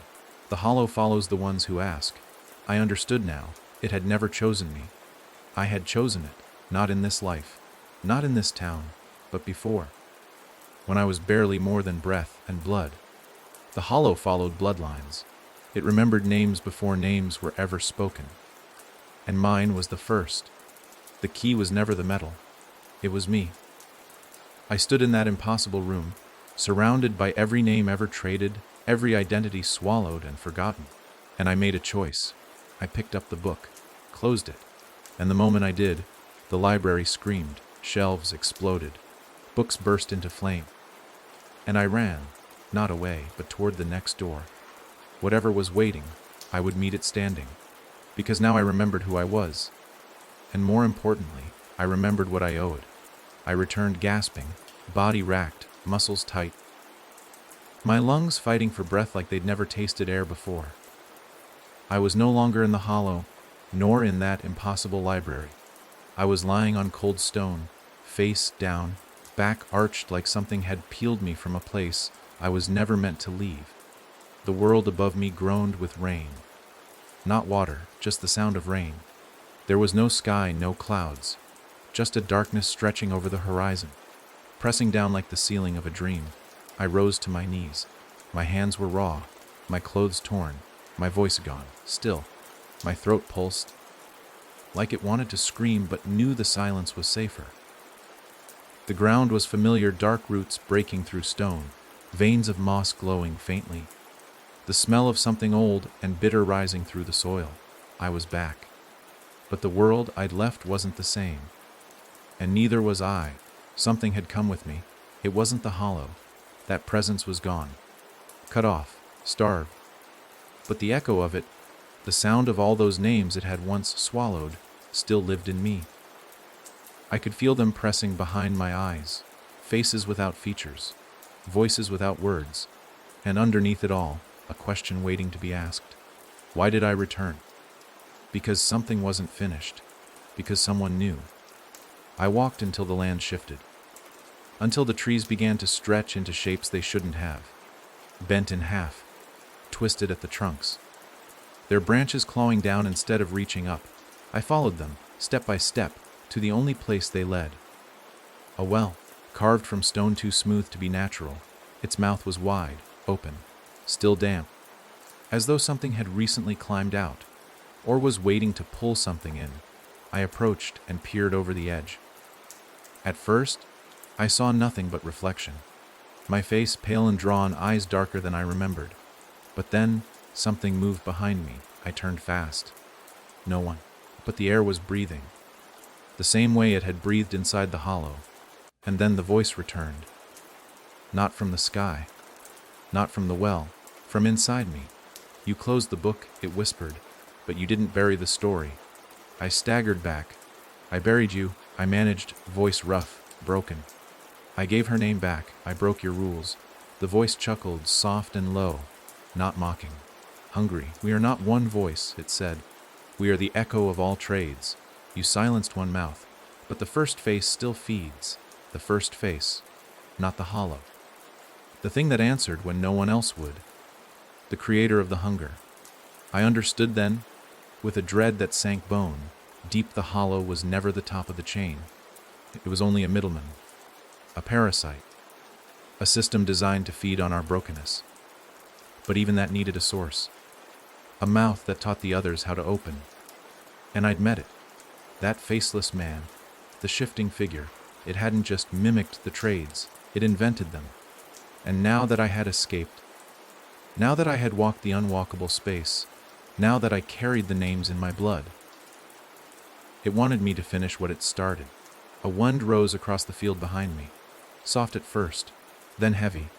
A vibration that tickled my ribs, filled my ears. The trees all bent at once, leaning in one direction. I turned to follow their motion, and I saw it.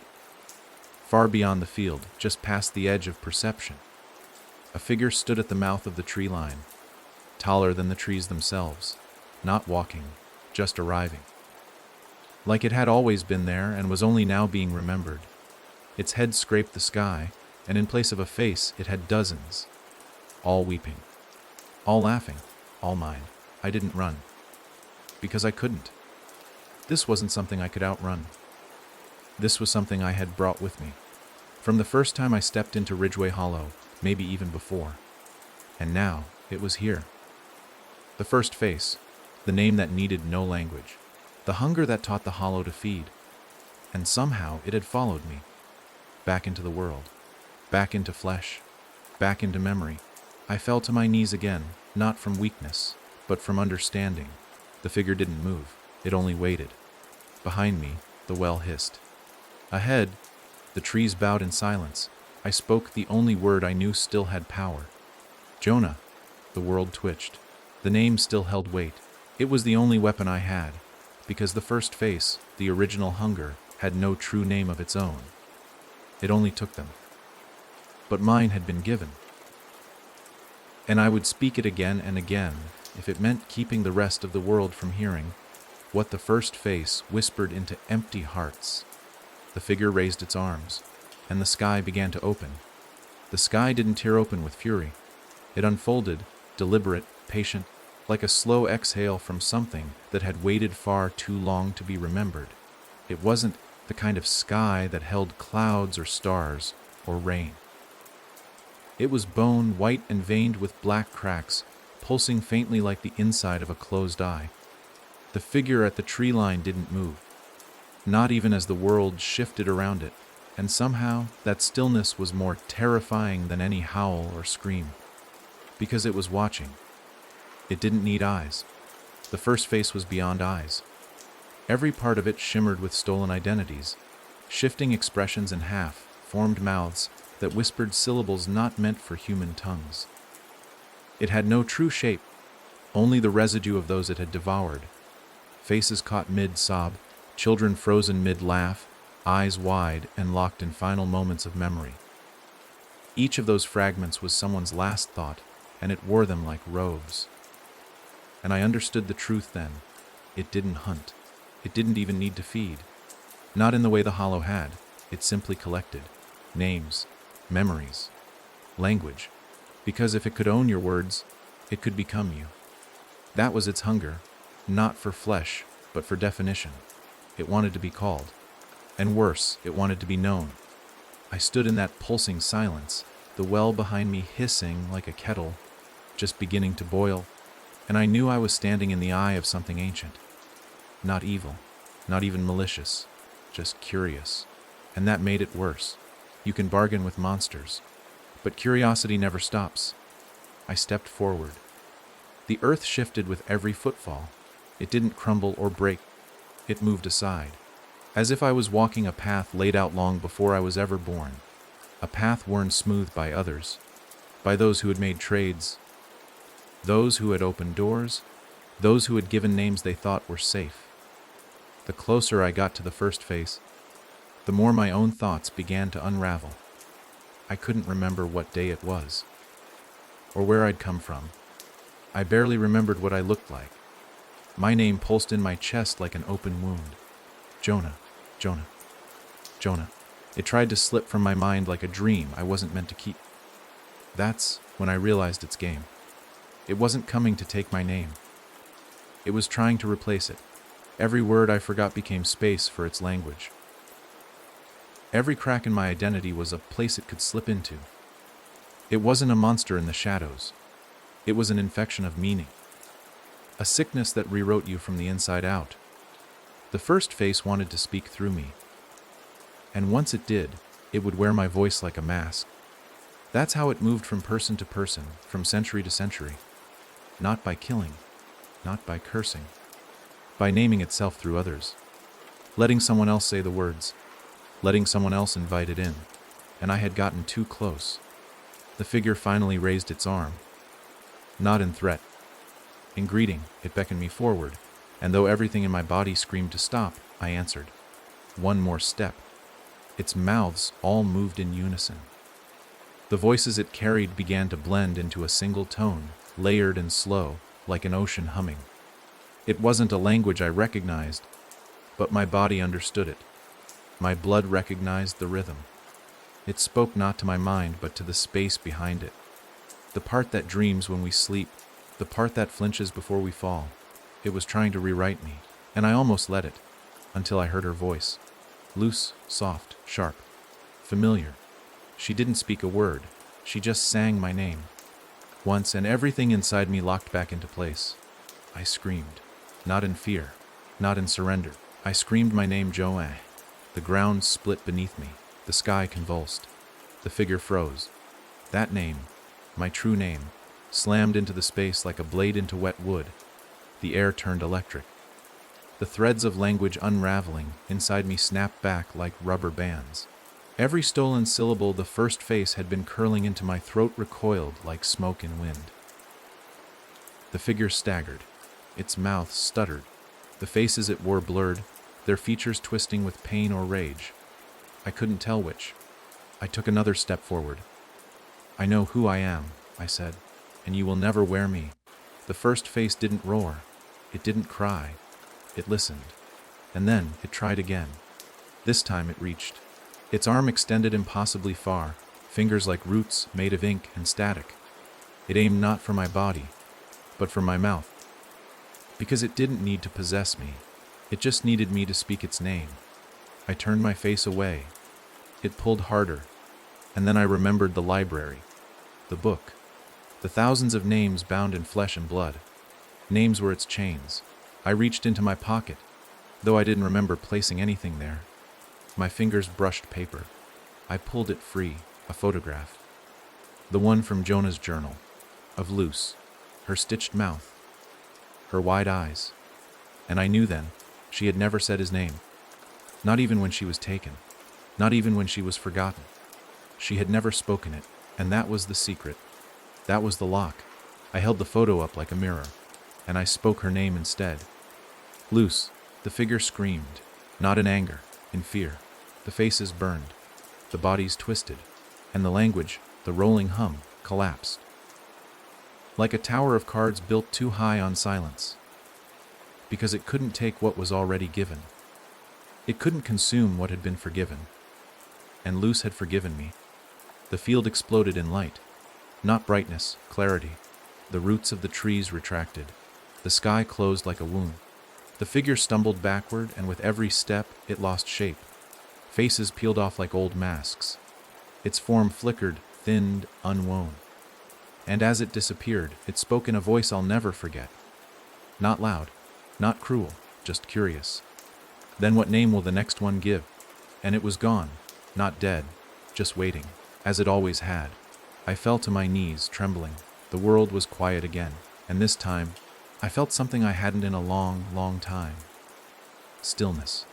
Not peace, but the closest I'd ever get to it. I didn't know what came next. I didn't know if the hollow would ever open again, or if some new door would wait in another house, on another quiet street, whispering to someone else who didn't know they were already chosen. But I knew this: I had faced the first face, and I hadn't spoken its name, not once. And that for now was enough.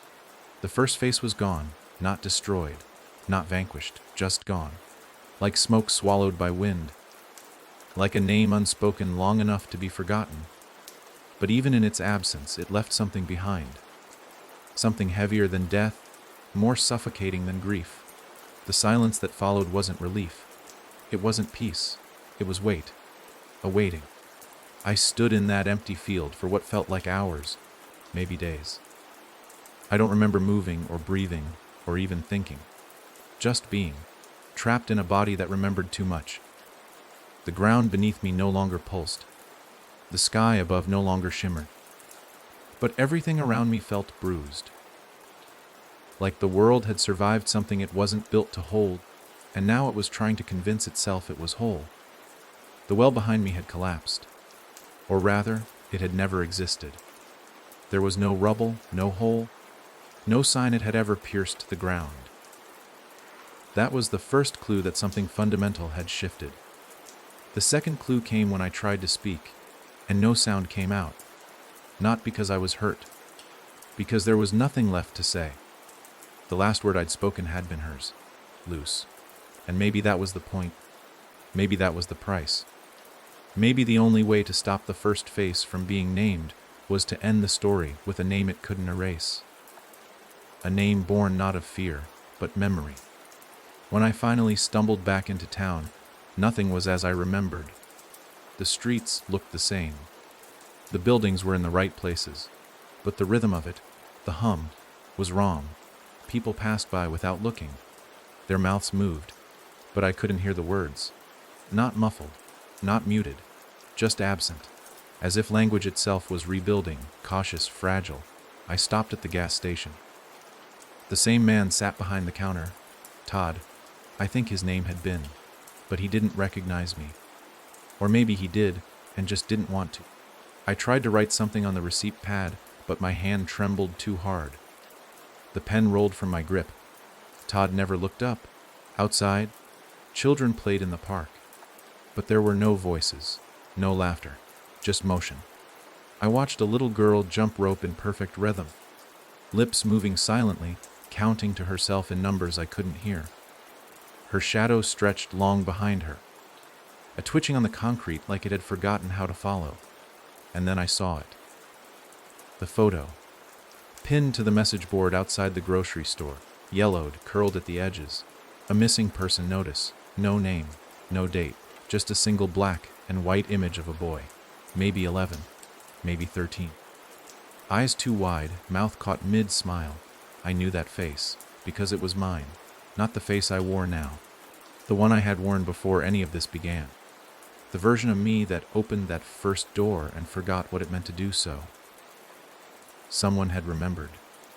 Someone had pinned me back into the world.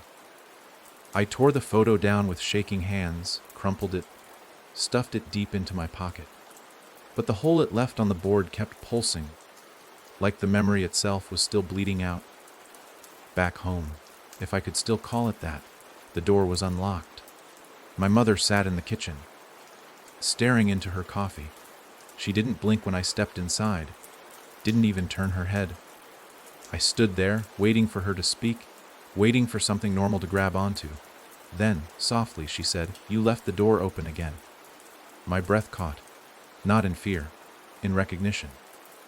She wasn't talking about the front door. She was talking about that door. The one beneath the floor. The one we pretended wasn't there.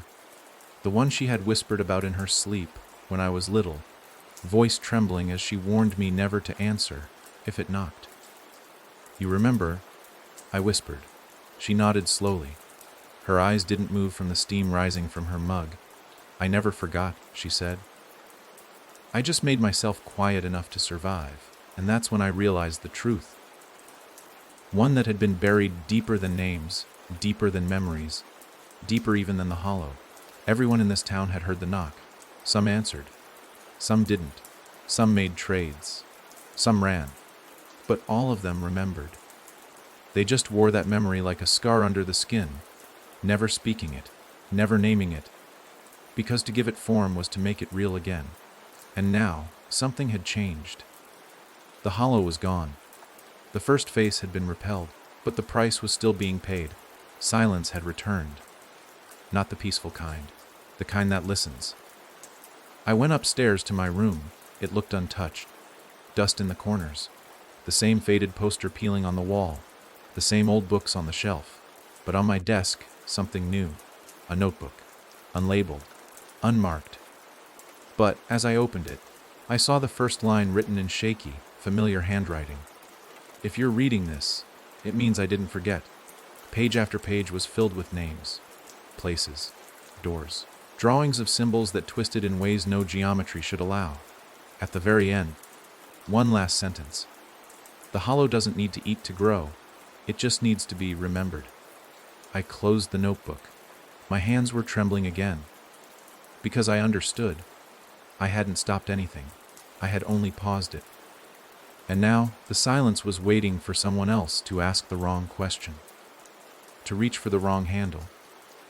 To call out to the dark thinking no one would answer. And when they did, it wouldn't be the hollow that answered first. It would be what came before. And the only thing standing between it and the rest of the world was me. I turned on my desk lamp, picked up a pen, and I began to write, not to forget, but to remember.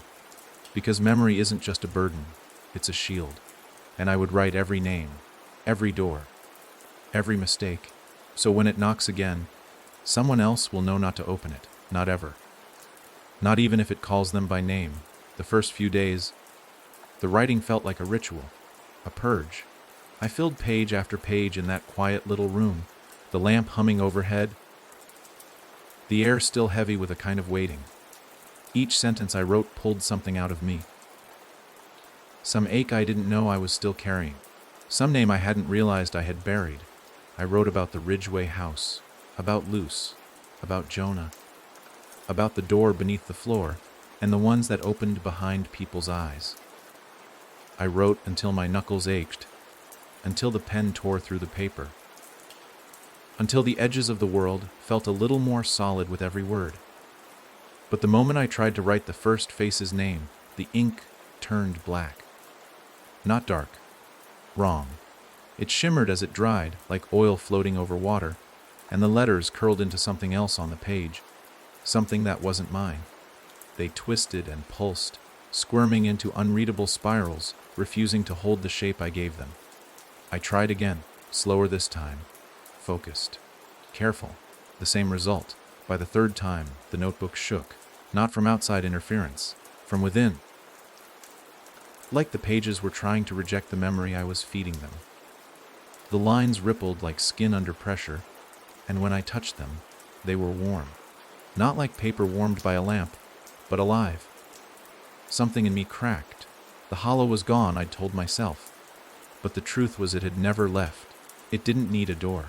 It didn't need a house. It only needed a record, a story, a whisper, something to pass itself forward. And I was building that bridge, one sentence at a time. I closed the notebook. I pressed it between the floorboards beneath my bed, the same way I used to hide drawings when I was a kid, as if hiding it from myself could make it harmless. That night, I dreamed in third person. I watched myself sleep from the ceiling like I was dangling just out of reach. My chest rose and fell too slow. My hands twitched in rhythm. The notebook on the floor pulsed faintly, light seeping from the edges like a heartbeat made of ink. I heard whispering again, not words, just the sound of them, wet, ancient, eager. When I woke, my hands were stained black. I didn't open the notebook that day, or the next, but things began to change. The cracks started small, phrases people used that I didn't remember teaching them, symbols that appeared on walls near the school, a spiral drawn in chalk on the sidewalk outside the library, right at the base of the steps. No one else seemed to notice, or maybe they did, and like everything else in this town, they had chosen not to. But the worst came 3 days later. A boy went missing, Ben Harker, 11 years old, smart, curious, too curious. He was the kind of kid who asked questions about things adults nervously laughed off. Who didn't buy ghost stories, but still listened closely. He was last seen walking home from school, less than 5 blocks from his house.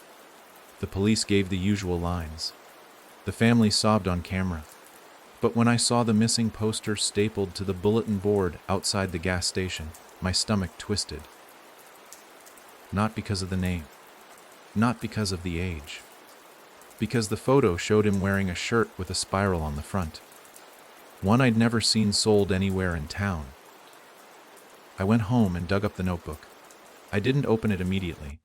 I sat with it in my lap, fingers trembling. I felt like I was holding something radioactive, something that had already changed me, and might never stop changing me. When I finally opened it, the first page had been rewritten. Not by me, not in my handwriting, but by something else. It read, "You remembered, so we waited. He opened it for you." I turned the next page. A drawing, rough, childlike. A house. But not the Ridgeway house, not the first house. A new one. One I didn't recognize. The architecture was unfamiliar. Angular. Wrong. It leaned toward the street like it wanted to fall, its windows tall and narrow, like eyes squinting against light. Beneath the house, drawn in red ink, was a door, a spiral carved into it, and a name written beside it. Ben. I slammed the notebook shut. Panic rolled through me like fire. I couldn't think. I couldn't breathe. The hollow was back, or maybe it never left. Maybe this was the real form it took, not houses or faces or shadows, memory. Shared. Transferred. Written. I stared at the closed notebook. The ink had started to bleed through the cover. Not just symbols. Words. "Do you want to open it this time?" I dropped it like it had burned me. My breath came short and sharp. The hollow was speaking again. Through me. Through writing. Through the very thing I thought would protect me. And Ben. Ben had found it. Found the story. Found the name I had tried to bury. And maybe he didn't understand it. Maybe he had just read the wrong line out loud. But it didn't matter. The trade had begun again. A new door. A new mouth. And this time, it wasn't asking. It was answering. I left the notebook on the floor and backed away. But the words still burned behind my eyes. "Do you want to open it this time?" Because that's what it wants. Not to break through. Not to destroy. Just to be told. To be passed from hand to hand like a secret too heavy to hold but too tempting not to share. The hollow didn't survive by strength. It survived by invitation, by curiosity, by stories.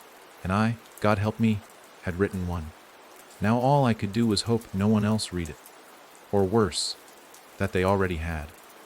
It began with a house that hadn't existed the day before. Not tucked away at the end of a gravel road or half, hidden behind a screen of trees. It stood bold and bare on Mercer Street, right between a flower shop and the old post office, places I'd walked past my entire life. And yet, there it was. 4 stories tall, painted a pale, dead gray that somehow looked older than the town itself. The windows were blacked out, like pupils too wide, swallowing the light.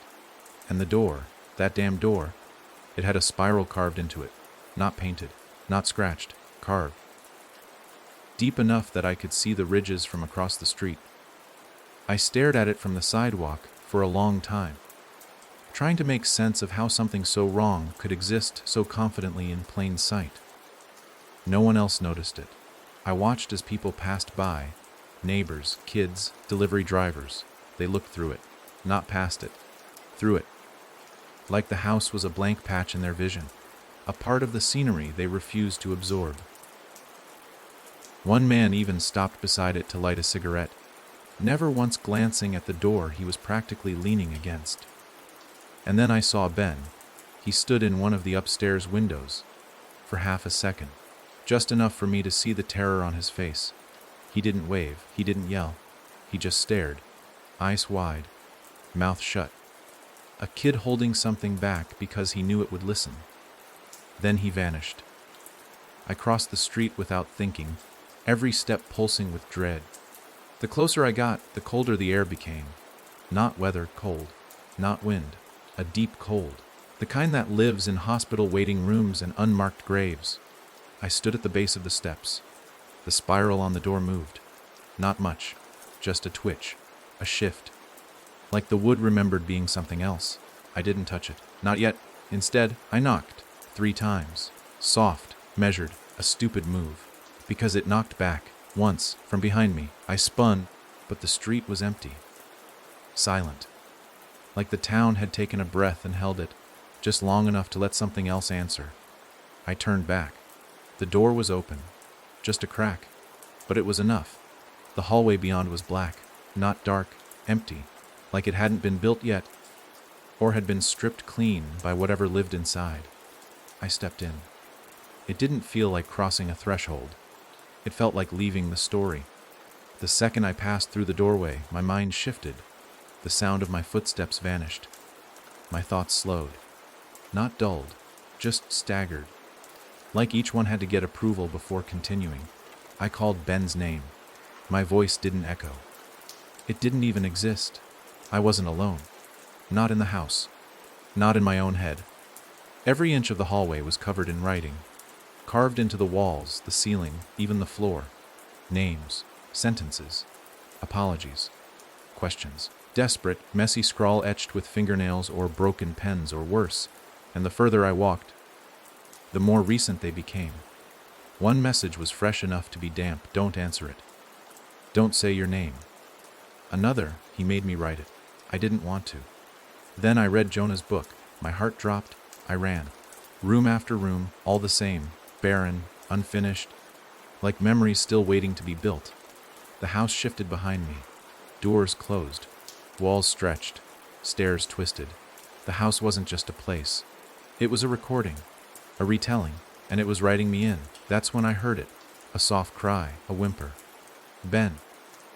I followed the sound to the basement door. Of course it was the basement. Of course that's where the spiral ended. It didn't creak when I opened it. It sighed, as if relieved. The stairs were steep, narrow, damp. My hand traced the wall as I moved down, and my fingers brushed another message. He's not Ben anymore. The basement was pitch black, but I saw him, sitting in the middle of the room, facing the wall, a spiral drawn in front of him, big enough to crawl through. He was whispering, repeating a name, not his, not mine, one I didn't recognize, but the house did, because with every repetition, the spiral pulsed. The floor beneath him started to crack, like something was pushing up from underneath. I stepped forward. Ben, he stopped. The silence snapped so hard it made my ears ring. He turned slowly. His eyes were solid black, not possessed. Rewritten. Too late, he said. The spiral split. A hand reached through. Long fingers, knuckleless. Smiling, not the hollow, something older. The first face wasn't gone. It had just found a new pen. And now it was writing itself out, into our world. Through Ben. Through me? Through every story told. And every door opened. Even the ones that weren't there yesterday. The cracks didn't stop at the basement floor. They spread, fast, silent, and almost beautiful in the way lightning is beautiful just before it hits. From the spiral, fissures webbed across the foundation like veins, climbing the walls, threading through the ceiling, reaching for the rest of the house like fingers desperate to pull everything under. I grabbed Ben by the shoulders. His body was cold, rigid, like he'd been gone longer than I thought.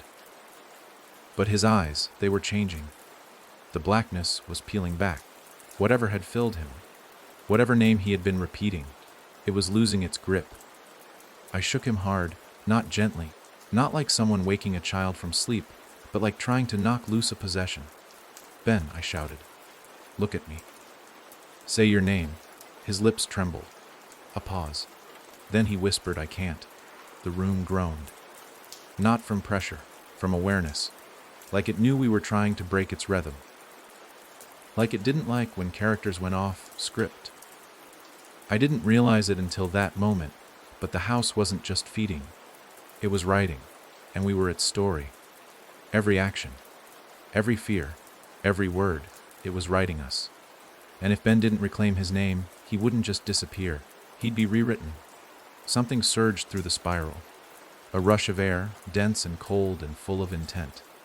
The fingers reappeared, longer this time, more defined. Knuckles had formed. The hand was learning. The face was coming. I didn't think. I pulled Ben to his feet and ran. The house screamed, not the walls, the story. It was breaking its own rules to keep us inside. Rooms shifted. Hallways narrowed. Doors vanished. But we didn't stop. Because the moment we did, it would find a way to bind us back in. We reached the front door, but it was gone. Not locked, not blocked. Just never there to begin with. That's when the words started appearing. Carved into the walls as we moved. Bleeding through the wallpaper. Slashing across the floorboards. He has no name. She forgot to forget. The boy is the door now. Don't let Jonah leave. They were instructions. Commands. The house was writing live edits, and it wanted the ending to end with me. I backed into the foyer, holding Ben close. His breaths were shallow now, eyelids fluttering. I could feel him slipping again. Not into sleep, into reprogramming. And then I saw it. The mirror. Still hanging by the stairs. Still cracked. Still reflecting too much. I dragged him to it and forced him to look. "That's you," I said. "That's who you were before this. Before the door. Before the house." His eyes flicked to mine. I don't know what he saw. Maybe it was enough. He blinked. His lips moved. "Ben," he said. "I'm Ben." The house shuddered. Walls bent. Ceilings moaned. The writing across the floor burned itself out. And for a second, we were free. The door snapped back into existence. Open, we ran. And behind us, the spiral howled. We didn't stop until we were 2 blocks away, breathing like we had coughed up the lungs we escaped with. The house still stood behind us. Calm. Unmoving, ordinary. But I could feel it glaring. And I knew that wasn't a house. It was a page. And I had just torn through it. The next morning, the town had changed again. The flower shop was gone. In its place, a different building. One I'd never seen before. Ben wasn't the only one it had reached. The rewrite was spreading. Not through ghosts. Not through trades. Through architecture. Through memory. Every new door in town was a potential chapter. Every house was a chance for the hollow, or what was worse than it, to write itself back into the world. And I had written the first line. Back home. I checked the notebook again. It had grown. Hundreds more pages. All written in my handwriting, but I hadn't written them. Each page ended the same way. The story doesn't need to be true. It just needs to be told. That's when I realized the rules had changed. The hollow didn't need to feed. Not anymore. It only needed readers. And it already had me. It began with a name. Not mine. Not Ben's. Not even Luce's. It was the name of someone I should have known. Someone everyone claimed to know. A man who had apparently lived in our town for years, who'd taught history at the high school since before I was born. A man named Mr. Grayson. Except he didn't exist. Not really. I never had him in school. I'd never heard the name until I passed the school bulletin board that morning and saw a staff photo pinned crookedly in the corner. Mr. Grayson History Department. Smiling, pleasant, the kind of face designed to vanish into the background. But behind his smile, something twitched. Not in the photo. In me. I knew what it was now, the feeling. The hairline crack in memory. The pressure behind the eyes when the story starts shifting around you. This wasn't déjà vu. This was someone rewriting the cast list. I took the long way around to the school. The gates were open, the halls filled with students. Laughter, shouting, footsteps bouncing off the linoleum. It was all normal, comfortably mundane, until I noticed the clock above the main office. It didn't move. Ticked once, then paused, ticked again, backward. Inside the office, the receptionist gave me a tired smile and gestured toward the halls. She didn't ask who I was or why I was here. I didn't belong. I wasn't enrolled. But I wasn't unwelcome either. That was the first clue. This wasn't a school anymore. It was a set. I moved through the hallways. Every few steps, I noticed things that shouldn't be. Lockers that repeated every third unit. Classrooms that looped back on themselves. Posters advertising clubs that didn't exist. And then there was room 217. Not on the map. Not on any class schedule. But every student I passed whispered the same thing. You have Mr. Grayson next. I nodded. They nodded back, like we were part of something secret we didn't mean to join. The door to Tutor 17 was already open. I stepped inside. Rows of desks. Chalkboard. World map peeling at the edges. The kind of classroom that should smell like dry erase markers and overheated computers. But it didn't. It smelled like earth. Damp, ancient. At the front stood Mr. Grayson. His face didn't twitch, but the room did. A vibration under the desk legs, a hum in the light above, a pulse in the air like the moment just before thunder. He smiled at me, too wide, not unkind, just rehearsed, like he'd practiced that expression for years without needing to use it. "Ah," he said, "you're early. That's good." His voice scratched, not from masseuse, from layers, like several voices trying to say the same thing at once. I sat in the back. The other students filtered in, quiet, dazed. Ben was among them. He didn't meet my eyes. He didn't blink. The room filled, but no one spoke. Grayson turned to the chalkboard and began to write. Only it wasn't chalk, it was ink. Black, wet, and alive. It dripped down the board in slow rivulets, forming symbols that curled and spiraled into something older than letters. "Today," he said, "we will be covering the history of things that were forgotten by design, not lost, not overlooked, forgotten on purpose." He tapped the board. The ink spoke. I don't know how else to say it. It didn't say words. It whispered removal. The concept of unhappening. "Every town has its holes," Grayson said. "Its omissions. Its edits. Things that were once real and then weren't. But memory is stubborn.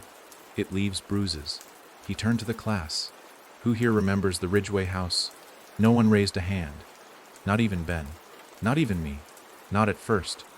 Because the question hurt, physically. My ears rang. My chest tightened. And then I remembered. Of course I did. But I'd been rewritten, briefly. Just enough for him to test the erasure. Grayson smiled. He moved to the map, peeled it off the wall. Behind it a door. Not a real one. Painted on the wall. But it moved. Swirled. A spiral. "I'd like to show you something," he said. The classroom blurred. Not shifted. Blurred. As if the page hadn't loaded fully. Students around me began to repeat words. Not out loud. On paper. Their hands wrote automatically. Notebooks filling with spirals. Each one slightly different. Each one trying to say a name. I stood. Grayson watched me with no expression. I walked toward the door. The spiral pulsed. It was not paint. It was ink. Fresh. Alive. "Do you want to be part of the correction, Jonah?" he asked. I froze. No one had said my name in that room. I hadn't introduced myself. He leaned closer. "Do you want to be the one who ends the rewrite?" That's when I saw his face change. Not shift, not distort. Layer, like other faces sitting beneath his, flickering between identities like a slideshow, fast, terrifying, wrong, loose. Jonah. Ben. Me. He wore all of us. And then he wore the first face. Only for a second. But it ran. Out of the room. Through the halls that no longer obeyed direction. Lockers looped. Posters breathed. A fire alarm blinked in reverse. But I ran, and the moment I passed the front doors, the school was normal again. Kids laughed. A bell rang. The receptionist yawned. No room 217 on the map. No Mr. Grayson in the faculty list, except in my hand a single sheet of notebook paper. Torn. Written in my handwriting. I didn't write it. It said, "They're not erasing us. They're replacing us." The rewritten don't know they've been changed, but they're the ones writing now. I looked up and saw a new poster on the school window. A club meeting, no description, just a title THE Stower Whitelalaris, and a logo, a black spiral. There was no club advisor, no roster. No announcement over the intercom or morning bulletin. Just a note slipped under my door the following day. Plain white paper, no name, no signature. The spiral was stamped at the top in black, ink so fresh it smudged my fingertips when I picked it up. Beneath it, a time and place library basement. Tonight. You've been chosen to write. I nearly tore the paper in half right there. Every inch of me knew it was a trap. That I was walking straight into the heart of the thing. But something deeper, something bitter and sharp and already infected, told me I had no choice. Because if someone else wrote me before I could finish my story, I'd be erased from my own ending. That's what this was, wasn't it? not about killing, not even about haunting. It was about rewriting. Overwriting reality line by line until truth was just another draft waiting to be cut. The library basement wasn't on the public floor plan. I had to wedge myself between two fiction shelves, push aside a false panel, and climb a narrow, spiraling staircase that dropped into a space that didn't look like it belonged in a school. The walls were concrete but too smooth, like poured stone that had never been allowed to dry. No lights, no furniture. Just the flickering of small desk lamps arranged in a perfect circle, each one illuminating a sheet of paper and a single pen. There were 12 people already seated. None of them looked up as I entered. They all looked different. Different ages, different styles, different moods. But they shared something I couldn't place at first. Something hollow. Not gone, not dead, but replaced. Their faces moved right, smiled at the right cues, blinked at normal intervals. But there was nothing behind them.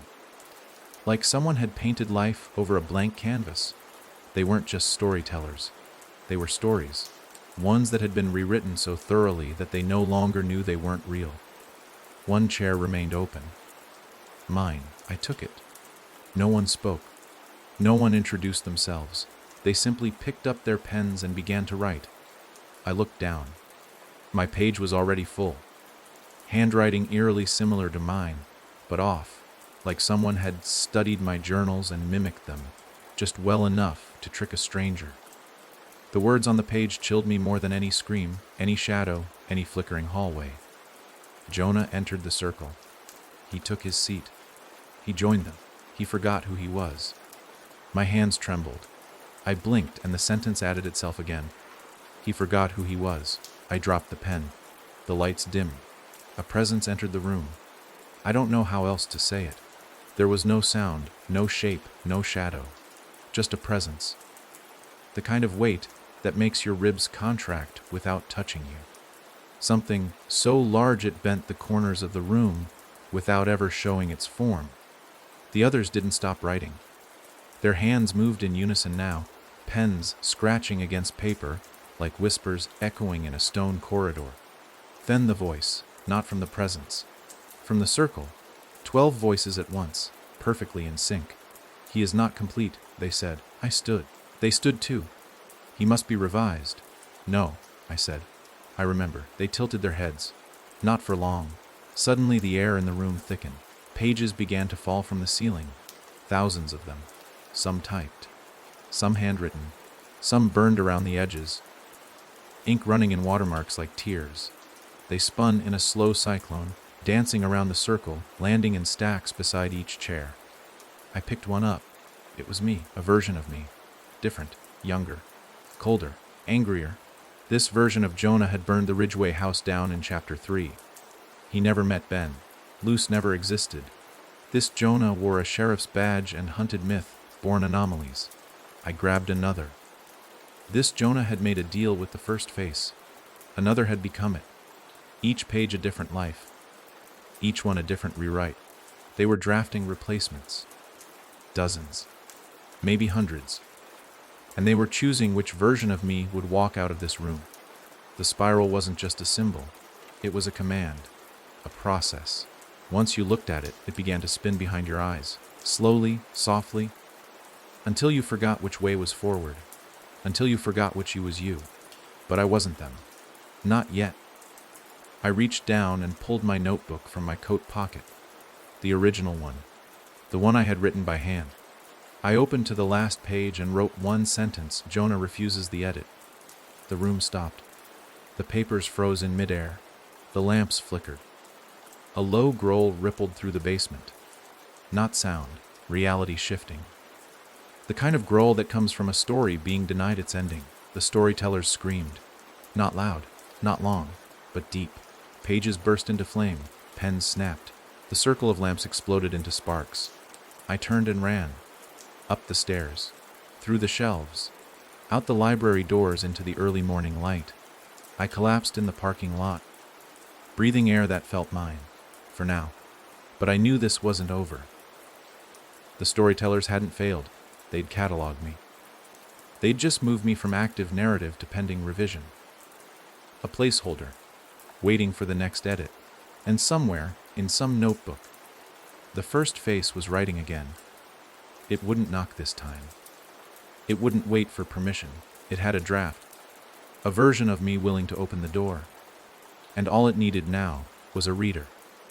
The name came to me in a dream, scrawled in shaky script on the inside of a locked door I didn't remember closing. Not whispered, not announced. Just left there like a discarded thought begging to be remembered, Matthew Calloway. I woke up gasping, drenched in sweat, the imprint of that name pressed so hard into my skull I could have sworn it had been etched into my bones. It wasn't just a name. It was a thread, and I felt, no, I knew. If I pulled it, the entire story might unravel. Or worse, finish itself. Calloway. I'd never heard of him. Not from town archives. Not from the teachers. Not even in the whispers of those who remembered Ridgeway House before it was burned, rebuilt, and burned again. Which made him important. Vital. A character they'd edited out too well. But he'd left a scar in the story. A glitch in the ink. And I had seen it. I spent the next 2 days digging. Public records, town registries, even old funeral home logs. Nothing. Like he'd never lived here at all. But then I found it. A letter, yellowed and cracked at the folds, wedged in the back of a dusty used book at the thrift store downtown. I wasn't even looking for it. It found me. Handwritten, dated 1972. Signed at the bottom with a now familiar signature, M. Calloway. The letter wasn't addressed to anyone. It read like the middle page of a diary ripped out in panic. Disjointed, frantic. But one line punched through the madness like a scream. If you're reading this, the edits haven't stuck yet. But they will. They always do. The face wants a clean page. It was real. He was real. And he knew. The thrift store owner didn't remember where the book came from. One of hundreds in a rotating pile of forgotten paperbacks. But the book itself had no title, no author. The spine was torn clean off, and every page had been scribbled over, not with words but with spirals. Over and over. As if someone had tried to trap something inside the pages by covering them with repetition. But one page had been missed. Tucked in the very center, untouched by ink, was a photograph, black and white. A man in his 40s, thin, sharp-eyed, sitting on a porch with a typewriter on his lap. A spiral drawn in the dirt beside him, and on the back of the photo, a single address, 55 Echo Hollow Road. That road hadn't existed for years. The street signs had changed, neighborhoods built over it, renamed, reimagined. But when I traced the old map, followed the forgotten curve past the edge of town into the woods, the remnants were still there. Half a fence swallowed by moss, a stone mailbox rusted shut, and further in, a cabin, collapsed, rotting, forgotten by design, but still standing. The air thickened as I crossed the threshold. Not with mold or dust, but with expectation. As if the house had been holding its breath for decades, waiting for someone to walk back in and remember it. Inside, the floor creaked beneath my weight, groaning with the exhaustion of years left untouched. Sheets still covered the furniture. A rusted lantern sat beside a stack of mildew pages. But at the far end of the cabin, in a room with no door, I found it. The typewriter, still loaded with paper, and the last thing ever typed. The face is not a ghost, it is a draft. I sat down. The air buzzed. Electricity humming with potential, as if the story was still alive inside these walls. I flipped through the pages on the desk. A manuscript, handwritten, hundreds of sheets long. A title on the first page, the first edit. It was a biography. But not of Calloway, not of any person at all. It was the biography of the Hollow itself. He'd been documenting it, tracing it through generations. Through burned houses, missing children, rewritten newspapers, fractured memories, renamed streets. He called it a narrative parasite, a story that latched onto towns, families, individuals, and rewrote themselves into the timeline until no one remembered the original version. The Hollow, he wrote, was not a place, not a spirit. It was an editor, not a killer, not a destroyer, a revisionist. It didn't want your soul. It wanted your story, and once it took enough characters, it would revise the ending. That's what it was doing now. And why Calloway had disappeared. Because he had refused the edit. But he had also warned of what came after. The final line of the manuscript wasn't handwritten. It had been burned in, pressed into the paper so deep I could feel the groove. Eventually, the edit stops asking. I froze. The room had gotten quieter. Not still, quieter, like the sound had been muffled. No birds outside, no insects, no wind, only silence, and the smell of fresh ink. I turned. There, standing in the doorway, was a man, tall, thin, wearing a face that flickered like film out of sync. One moment Calloway, the next Grayson, then me, then Ben, then something I couldn't name. Its mouth didn't move, but I heard the words. You turn the page, Jonah. You can't unread it. I ran, clutching the manuscript.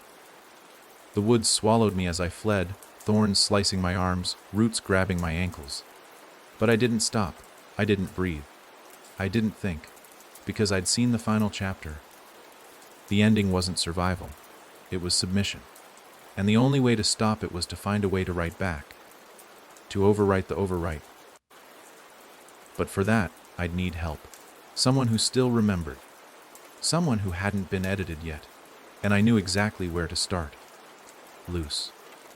Because if she was still out there, hiding behind her own name, she might be the last person alive who could close the book. Luce didn't die. That much I was sure of. She vanished, yes, erased from town records. Scrubbed clean from every yearbook, every photo, every post. Like someone went back in time and rewrote her out. But she hadn't died. Because dead people don't leave messages scrawled in bathroom stalls with fresh ink. And I found one.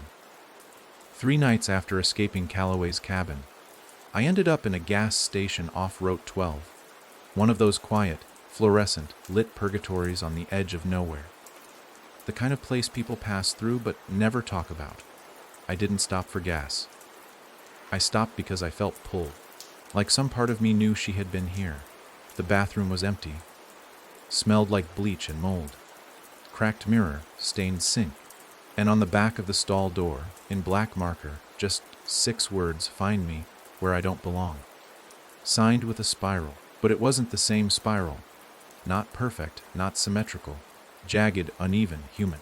Like someone had copied the hollow's mark, but didn't care if it looked neat. That was Luce. Still resisting. Still trying to write herself back in. I ran back to the car and opened Calloway's manuscript. I hadn't dared flip past page 50. Not after what it had done last time. But now I needed to. I had to. If Luce was fighting from the outside, then I needed to learn how she got there, and how she stayed. Page 62 was blank. So was 63. But 64, Luce's name was there. In red ink. Scribbled in the margins like someone had tried to erase it but couldn't quite manage. Next to it, in shaky handwriting she remembered too early. Cut her out. Relocate the memory. That's when it hit me. She hadn't disappeared. She'd been reassigned. Given a new name. A new role in the story. Just like the storytellers. Just like the rewritten. But Luce must have held on to something. Some thread of who she was. Because now, she was writing against the narrative. And the narrative hated her for it. I dug through old town documents. Physical ones. Not online. Because the web had already been edited. I needed the dust-covered stuff. Library archives. Newspaper clippings. Things too forgotten to be cleaned. I found it in a microfilm reel from 2006. An article about a missing girl, Alana M. Dorsey, disappeared during a school field trip. Never found. Declared dead. Closed case. Except, in the group photo at the top of the article, I saw her. Luce. Not as she looked the last time I saw her, but younger, scared, standing at the edge of the crowd with her arms crossed tight, like she knew even then she didn't belong. The kicker. There was no school listed. No trip destination. No contact info for the family. Just a caption, Elena Dorsey, a name that leads nowhere. It wasn't just a missing person. It was a warning. I found the Dorsey residence through property records. Small, rotting house at the end of Wren Hollow Road. No lights. No car. Windows covered in paper. I parked a block away and approached on foot. The closer I got, the more I felt like I was walking into a book I hadn't been invited to read. I knocked. Nothing. I waited. Still nothing. But as I turned to leave, the door opened. And there she was. Different, older, her hair darker and unevenly cut. But her eyes, those wild, searching eyes, were unmistakable. "Jonah?" she asked. I nodded, and she pulled me inside. No lights, just candles, shelves stacked with paper. Spirals scratched onto every available surface. "I've been waiting," she said. "For what?" I asked. "For you to remember me." She hadn't been hiding. She'd been anchoring herself, reinforcing her memory in places the narrative couldn't reach. Hiding her name in graffiti, in books, in half-erased chalk on sidewalks. Not because she wanted to be found, but because she knew one day I'd forget her. And she needed breadcrumbs. "I got out," she said, "barely. They cut me out of the story, gave me another one. But I held on to the wrong name, kept writing it down, every day. Until the new version of me started to glitch, I asked. She didn't answer. Instead, she handed me a page, torn from the manuscript. But not from Calloway's. From hers. It read, "Jonah thinks he's the protagonist. But the Hollow doesn't write heroes. It writes tools." I stared at her. "You wrote this?" She nodded. "Before they tried to make me Alina. Before they started the new draft." A sound creaked outside. Not footsteps, not wind. Something older. The pages on her shelves shifted, moved slightly, and I knew. It had found her again. "Jonah," she whispered. "You didn't just remember me. You brought it with you. The first face doesn't knock anymore. It doesn't need a door. It just follows ink. And I'd been bleeding it since the night I first opened the notebook." The pages started fluttering. Spirals glowing faintly. And on the ceiling, a new message burned in black. "If she rewrites again, cut the hand." Luce grabbed my wrist. "We need to move," she said. "Now." "Before it edits this chapter." I didn't ask where. I didn't ask how. Because in that moment, I realized something worse than being written out. I was still being written in, and I wasn't holding the pen anymore. There were places the Hollow couldn't fully touch. Not many. Not easy to find. But Luce called them blackout zones. Dead patches in the narrative, spots where the story thinned out like worn paper, where the ink blotted too much or not enough. We drove through the night. Windows cracked open, just enough to keep from suffocating in the stale tension that clung to us like second skin. Every town we passed felt wrong, like stages half dismantled after a failed performance. Gas stations with no pumps. Diners that smelled like they were still cooking but had no people inside. A church sign that read Mural TOPAG 94. Luce had marked them on an old road map. Not GPS. She didn't trust satellites. She'd traced over the routes with red pen. Spirals scratched into the margins.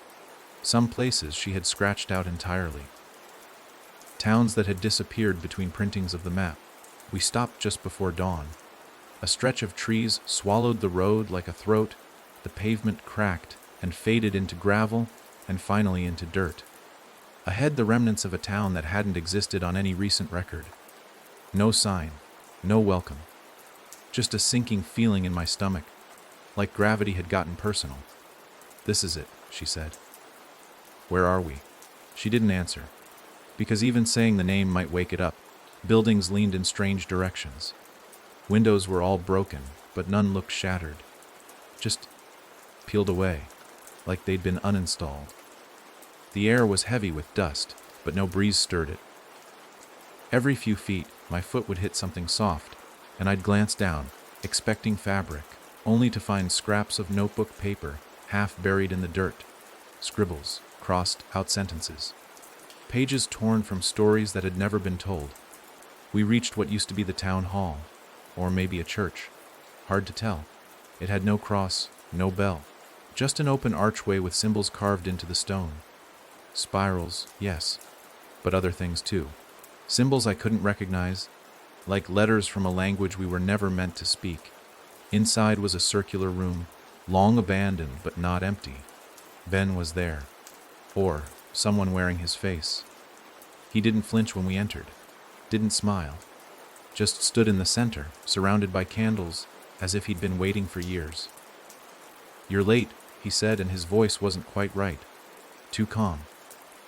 Luce stepped in front of me. "That's not him." "I never said I was," the thing replied. I moved forward anyway, against every instinct, because part of me still remembered his voice in the real way, the fear, the breaking. This wasn't him, but it knew him. "What is this place?" I asked. "A failed ending," it said, "a draft that couldn't hold." The thing raised its hand and pointed to the far wall. Etched into the stone, in blood dark ink, was a single phrase, "This story eats its own authors," and below it a door, not wooden, not metal, written, carved into the wall like a chapter half erased. Luce looked at me. "We can't walk in with truth," she whispered. "It'll shut. Or worse." "Then how?" "We lie. We write something it wants to believe." The rules started to form in my mind, pieced together from everything I'd learned. Everything Calloway had written, everything the storytellers had chanted. The hollow couldn't devour reality outright. It had to rephrase it. It could only enter if someone told the right story, so that's what we did. We sat, surrounded by pages and candles, and we wrote. Not facts, not memories, fiction. A version of our journey that bent in just the right places. One where Luce had never broken free. One where I'd joined the storytellers willingly. Where the first face was merciful. Where the rewrite had already won, and we were just returning home.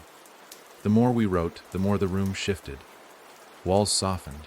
The door began to pulse, not like a heart, but like a cursor, blinking at the edge of a blank page, ready to continue. And the thing wearing Ben's face smiled. "You're learning," it said. Luce didn't look at him. She kept her eyes on the door. Then, slowly, it opened, inside darkness. But not empty. The air shimmered, thick with memory. We stepped through and left our pages behind. And the lie followed us. Because we didn't just write our way in. We wrote a version of ourselves that belonged. And now we had to live with them. The first thing I noticed was the silence. Not the kind that comes from stillness, but the kind that comes from hushed attention.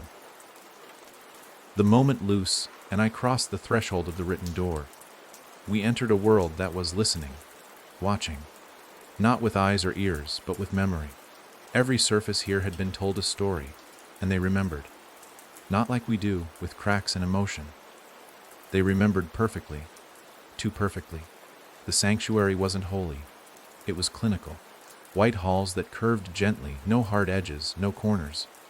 The walls didn't echo, but somehow every sound felt duplicated, as if our footsteps walked behind us a second later. There were people here, dozens of them, all dressed differently, all moving with quiet purpose, but none of them spoke to each other. No conversations, no greetings, just knowing nods, brief glances, and then movement again, like actors between takes, waiting for the next page of the script to drop. "Where are we?" I whispered, my voice getting swallowed into the air like it didn't belong here. Luce didn't answer right away. Her eyes were scanning, calculating, watching the way the people avoided direct lines of sight, how none of them had shadows. "It's not real," she said at last. "But it's also not fake. It's a safe house between drafts." Like the story put itself on pause. She reached out, touched the wall. It rippled slightly. "This isn't stone. It's memory in hard form, stagnant, preserved." I tried to breathe steady, but it was hard when you knew the place you were standing in could forget you mid-step. "Why would the hollow leave this untouched?"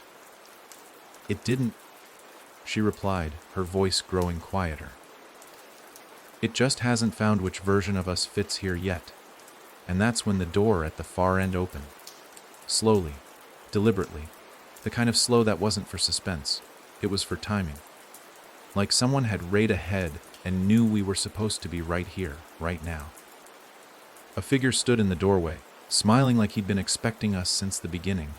"Jonah Vale," he said, nodding once. "Luce Marin, please, come in." He looked like a doctor, or at least something made to resemble one. White coat, too clean, hands too still, no stethoscope, no clipboard, just certainty. His face was generic, the kind that could have been in a brochure for a place you'd never trust, but would still visit out of desperation. "How do you know our names?" I asked. "I know the versions of you that lived here," he said, "before the rewrite froze." "What do you mean froze?" Luce said, stepping forward.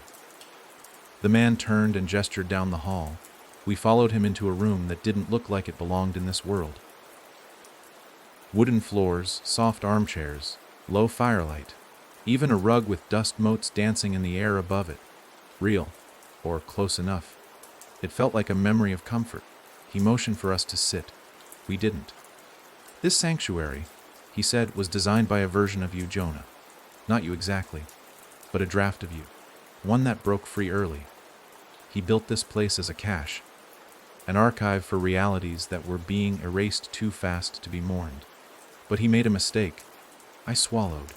"What kind of mistake?" "He didn't destroy his manuscript," the man said, "and eventually the hollow got to it." Luce crossed her arms. "So why are we still standing here? Why hasn't the hollow rewritten this place yet?" "Because the system glitched," the man said simply. "The rewrite hit too many versions of you at once. It couldn't decide which one belonged in this room. So it paused, waiting for consistency. Waiting for you." He turned to me, eyes calm.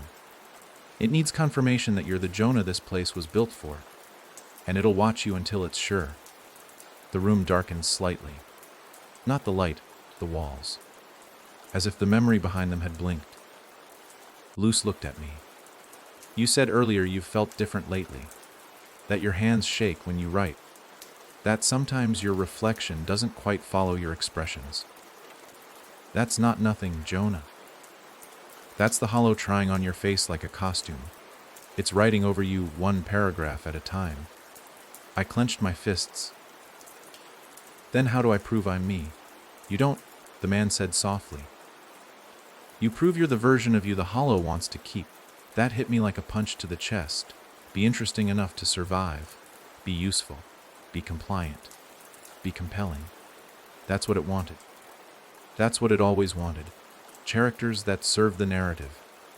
I backed away from them both, breath ragged, eyes darting to the walls that now looked like pages waiting to be written on. "So what?" "I act like a version of myself I've never met. I pretend to be someone I'm not just to blend in here." Luce stepped closer, her voice low, careful. "No, you don't pretend. You remember?" I looked at her, confused, angry. She held up a torn scrap of paper, one of the hundreds she'd saved. It had my handwriting on it. Except I'd never written those words.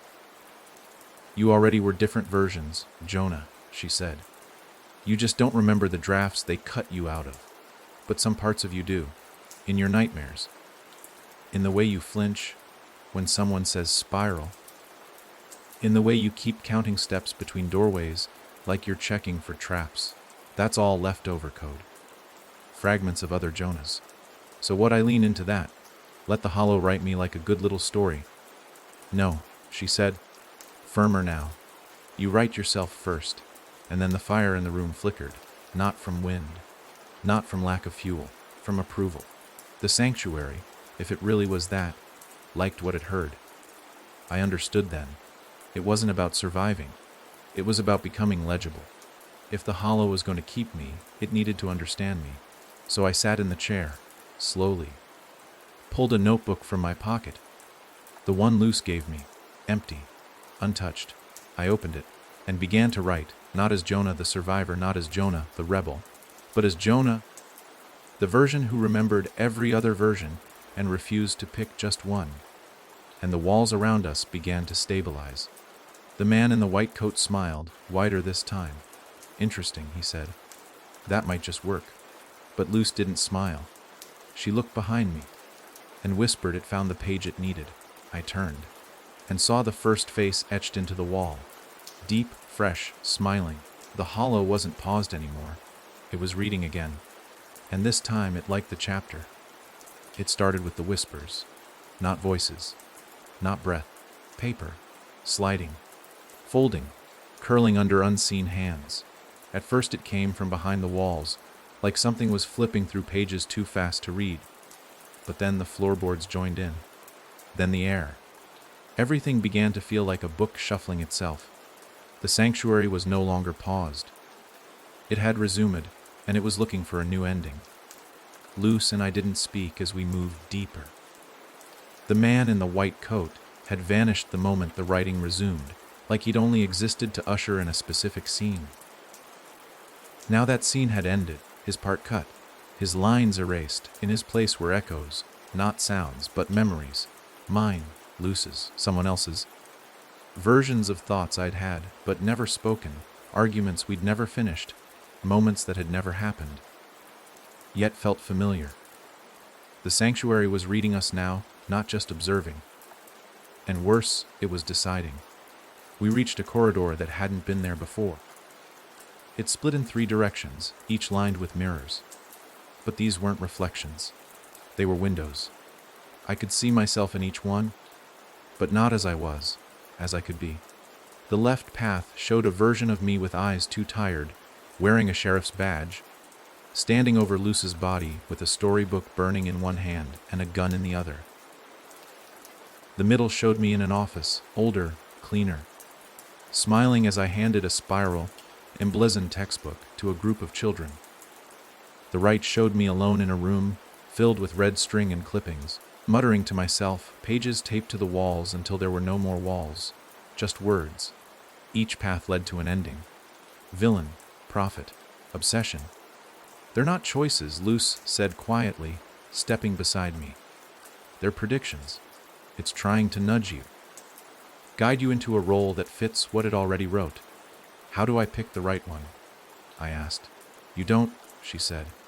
You write a different one. The corridor shivered. A low moan echoed through it. Not human, not animal, but mechanical. Like a printing press groaning under the weight of a story it didn't want to produce. We turned away from the mirrors. But the reflections followed us, appearing in flashes against the walls. I saw myself screaming, laughing, killing, dying, and in all of them, I was holding the notebook, the one I was writing now. I opened it. The pages were filling themselves. Jonah hesitated. Jonah failed to make a choice. Jonah chose the ending that hurt the fewest people, but still lost himself. No, I whispered. The pen in my pocket twitched. Not physically, narratively, like it was being coaxed. The sanctuary wanted me to pick one of its 3 endings. It didn't matter which. It just needed resolution, because unfinished stories are dangerous. They bleed. They spread. Jonah, Luce said.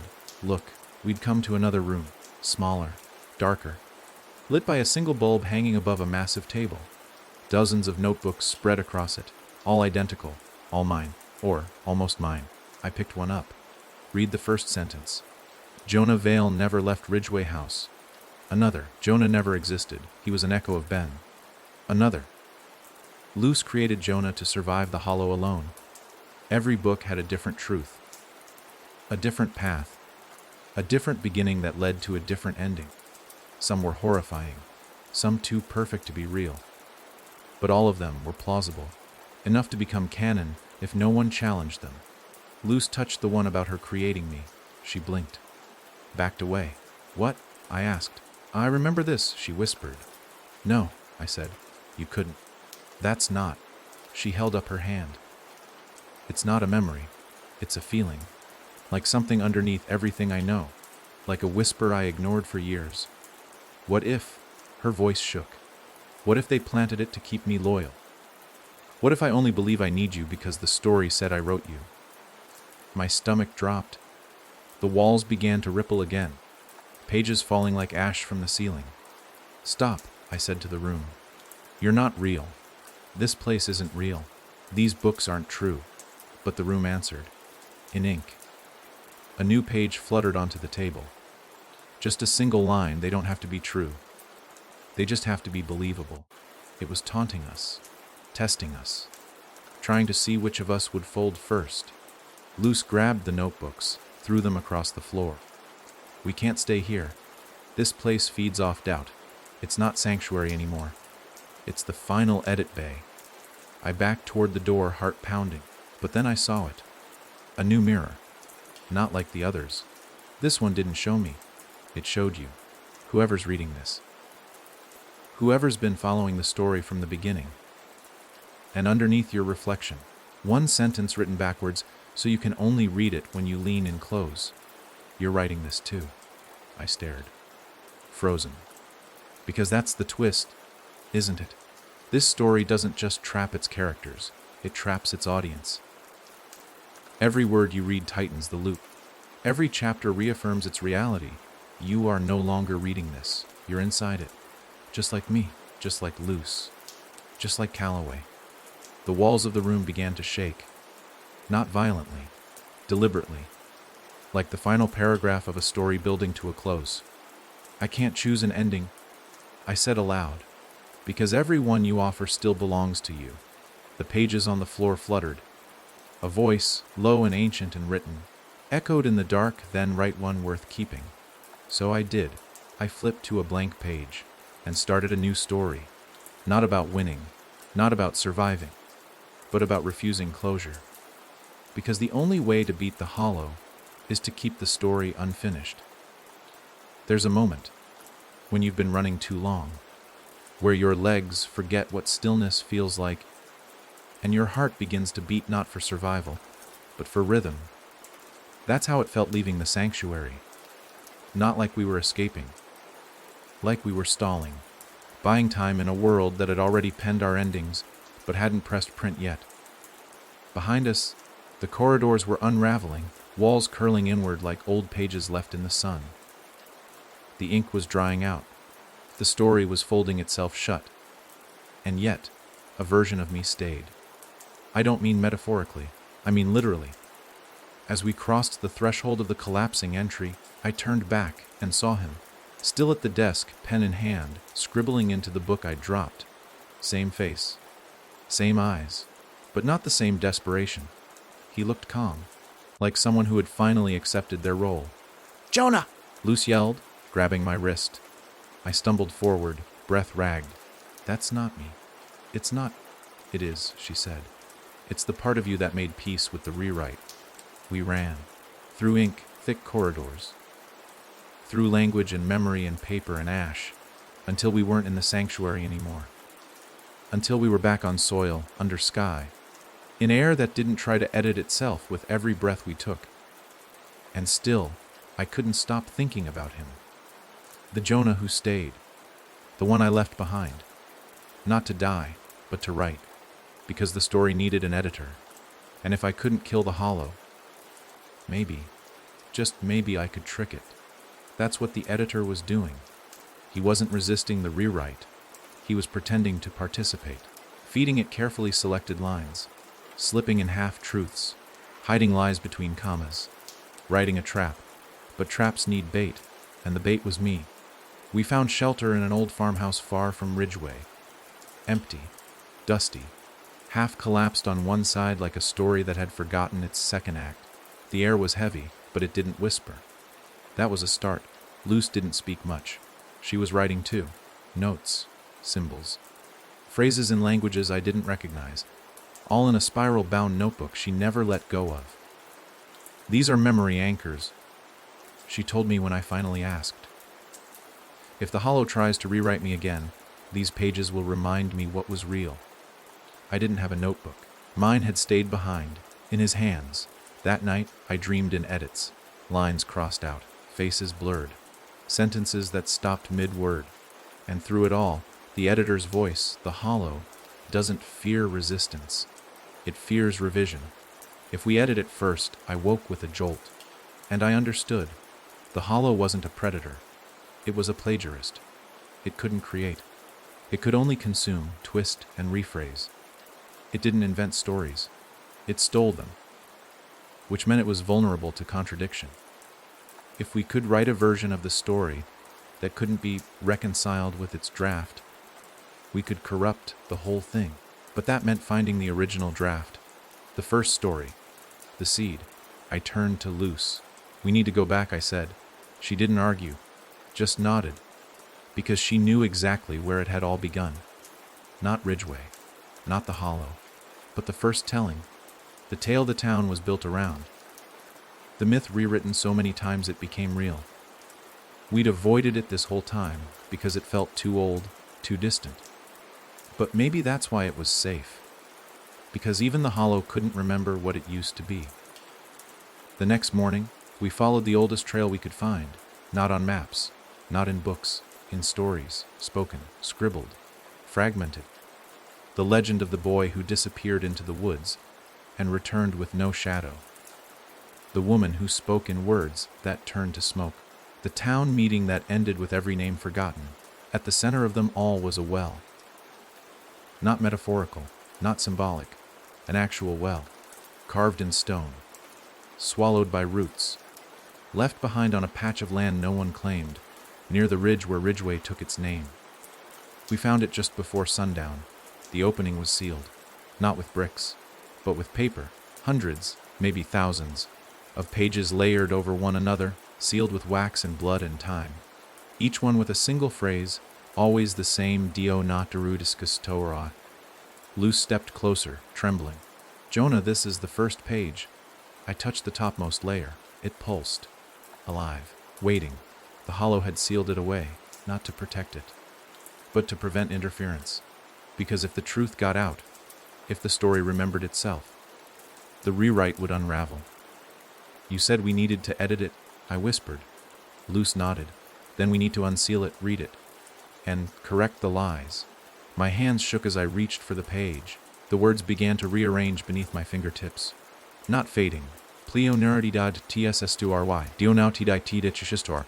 Dionotel chis2ry. Dio note. I peeled it back, and the air screamed, not a sound, a loss. Like something had been holding itself together for centuries, and now it was cracking. Behind that top layer was the next, and the next, and the next. All identical, all fragile, all terrified, because deep down, the Hollow wasn't just a parasite. It was a prisoner, trapped inside a story so broken, so cursed, so self-consuming that even it didn't dare finish it. But we had to, because the only thing worse than a story that ends badly is one that never ends at all. And if we didn't finish this, it would keep writing us. And again, and again, and again.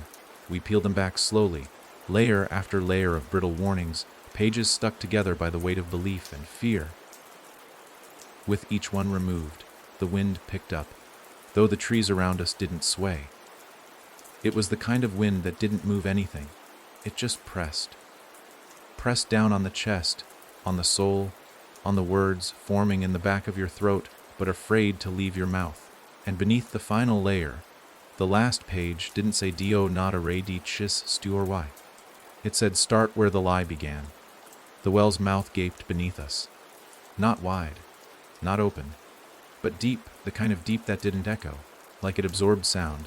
It didn't lead underground, it led backward. Luce stared into it, her breath catching. "We're not going down," she said. "We're going in." Because this wasn't a place, it was a draft. The first version of the story, before the edits, before the censors, before the Hollow found a way to manipulate what was real and what could be believed. It wasn't just legend. It wasn't just origin. It was the blueprint. And now, for the first time in who knows how long, it was unlocked. We climbed inside. The drop wasn't measured in feet, but in truths. Every inch of descent peeled away more of the roles we'd been forced into. I stopped feeling like Jonah, the rebel, Jonah, the victim, Jonah, the variable. I started feeling something raw, something without narration, no adjectives, no framing, just presence. At the bottom there was no water, only a floor of ink. Still, glass-like, but not solid. When I touched it, the ripples didn't spread. They reflected. Not my face, but scenes, snapshots. Moments from drafts that never made it into the current version. I saw Ridgeway as a small fishing village. I saw it as a mining town swallowed by its own tunnels. I saw Luce as a librarian who never spoke. I saw myself as a boy who died at 7. All of it true. All of it false. All of it possible. In the center of the ink was a pedestal, and on it the book. The first draft, it looked older than paper should. Bound in skin that didn't resemble any animal we knew. The title had been scratched off. Not faded, not smudged. Scratched. As though even the story wanted to forget what it once was. Luce looked at me. We read it together. I nodded. Out loud. Because that's how stories become real, isn't it? Not by being written, but by being told. We opened it. The first page was full of names. None familiar. None human. Creatures. Shapes. Entities that didn't belong to this version of the world. It read like a fever dream, yet every line carried weight. Purpose. A tale of something that awoke inside a village that couldn't bear to name it. Of a pact made with the land to keep memory buried in fiction. Of a story so terrible it had to be rewritten again and again until it became safe enough to tell around campfires, then safe enough to put in books, then safe enough to teach in schools. But it was never safe, just diluted, page after page. We read of a force that didn't feed on flesh or blood, but context. It didn't kill. It rewrote. And with each telling, it grew less monstrous and more believable. And then we turned to the last chapter, blank. Not worn, not incomplete, untouched. Because it hadn't been written yet. Because we were supposed to write it, and we weren't alone. The ink below us stirred. Images formed in its surface, not memories this time, but possibilities. Us writing the final chapter, us sealing the hollow, us failing, us becoming part of the next version, us forgetting this ever happened. The book had no ending, because the hollow needed someone to finish it, to trap itself, to complete its cycle. That's why it let us find this place, why it let the pages open, why the sanctuary didn't collapse on top of us. Not because we were winning, but because it needed closure. But Luce saw it first. It's a trick, she whispered. It's not letting us write the ending. It's tricking us into giving it one. And once we do, that version becomes canon. And everything else, everything we fought, everything we remembered gets erased. I staggered back. Then we can't finish it. She shook her head. We don't finish it. We interrupt it. I looked at the book. Its pages trembled now, the ink bleeding at the edges, desperate for meaning, desperate for a final paragraph, a bow, a resolution. That's how the hollow survives, by being retold in a version it can control. We needed to stop it from ever being finished. So I pulled out a pen, not to write, to redact. Line by line, we began crossing out the oldest parts. Not erasing, striking through. Like editors removing lines from a dangerous manuscript. The more we blacked out, the more the well began to quake. The ink below us boiled. The book screamed, not in sound, but in imagery, showing us endings we would never reach, showing us fates that no longer existed, trying to distract us with tragedy, guilt, nostalgia. But we kept going, until there was only one line left. At the bottom of the final blank page, we didn't write it. It appeared. As though the story, realizing it had lost, decided to speak plainly one last time. A story you do not finish is one that never ends, and what never ends cannot die. Then, silence. The ink stilled, the book stopped shaking, and the well began to collapse. Luce grabbed my hand. Time to go, she said. We climbed. The light above growing larger. But as we reached the top, I turned one last time and saw a reflection in the ink. Not mine, not Luce's, but yours. The reader, the watcher, the one who followed every chapter, every turn, every line. And beneath your reflection, one phrase remained, if they forget, you must remind them. And just like that, the well sealed shut behind us, not with paper, but with memory, unwritten, unfinished, and safe. For now, we didn't talk about the well after we left, not because we made a pact, not because it felt sacred, because the words wouldn't come. It was like the memory sat in our minds as a sealed book, the title scrubbed off, the pages glued shut. Every time I tried to think about it, I felt this pressure behind my eyes, like a migraine waiting to break. Luce kept twitching her fingers, like she was trying to trace symbols she couldn't remember. And worst of all, we both started forgetting what we were even fighting. The hollow, the storytellers, the rewrites. They became shadows in our memory, flickers of something we'd survived, but couldn't fully recall. We knew we'd been through something. The scars were still there. The notebook I kept had long black lines across entire pages, and some nights I'd wake up clutching it, terrified it was gone. But when I read it in the morning, it made no sense. Scribbled words, phrases that repeated. The name Ben circled 7 times, then scratched out. A crude drawing of a spiral that made my head hurt just to glance at it. Something had happened. Something enormous. But the more time passed, the more it slipped. Luce noticed it first. She was reading a story online, a creepypasta. The kind meant to scare you just enough to check the shadows before bed. It was about a man who discovered a book in his attic that wrote itself in his sleep. Nothing particularly original. But when she showed it to me, her hand trembled. "This was me," she whispered. "What?" "This was me, Jonah. This is our story." I read it again. The details were close. The tone was familiar. The ending was off. But the bones, they matched. But it wasn't posted under her name, or mine. No author at all. Posted by Anon. Comments turned off. And the date? 4 years ago. Before I ever met Luce. Before I knew about Ridgeway. Before any of this happened. That's when I realized the truth. We hadn't escaped the story. We'd just lost authorship. The hollow hadn't died. It had just moved on. To another voice, another hand, another narrator. It wasn't interested in owning us anymore. It was using us. Spreading us. Luce dug through archives for weeks. Subreddits. Obscure forums. Half-dead wikis. Story threads with eerie similarities to our past. Different names. Different places, but always the same rhythm. A place that forgot itself. A character who wasn't who they thought. A rewrite. A spiral. A book that refused to end. And always, the story seemed to know what the reader feared most. Not the monster, not the darkness, but the idea that none of it had ever been real. I found myself slipping, too. I'd be in the shower and suddenly forget if I'd lived in Ridgeway or just read about it. I'd find notes in my pocket written in my handwriting that I couldn't remember writing.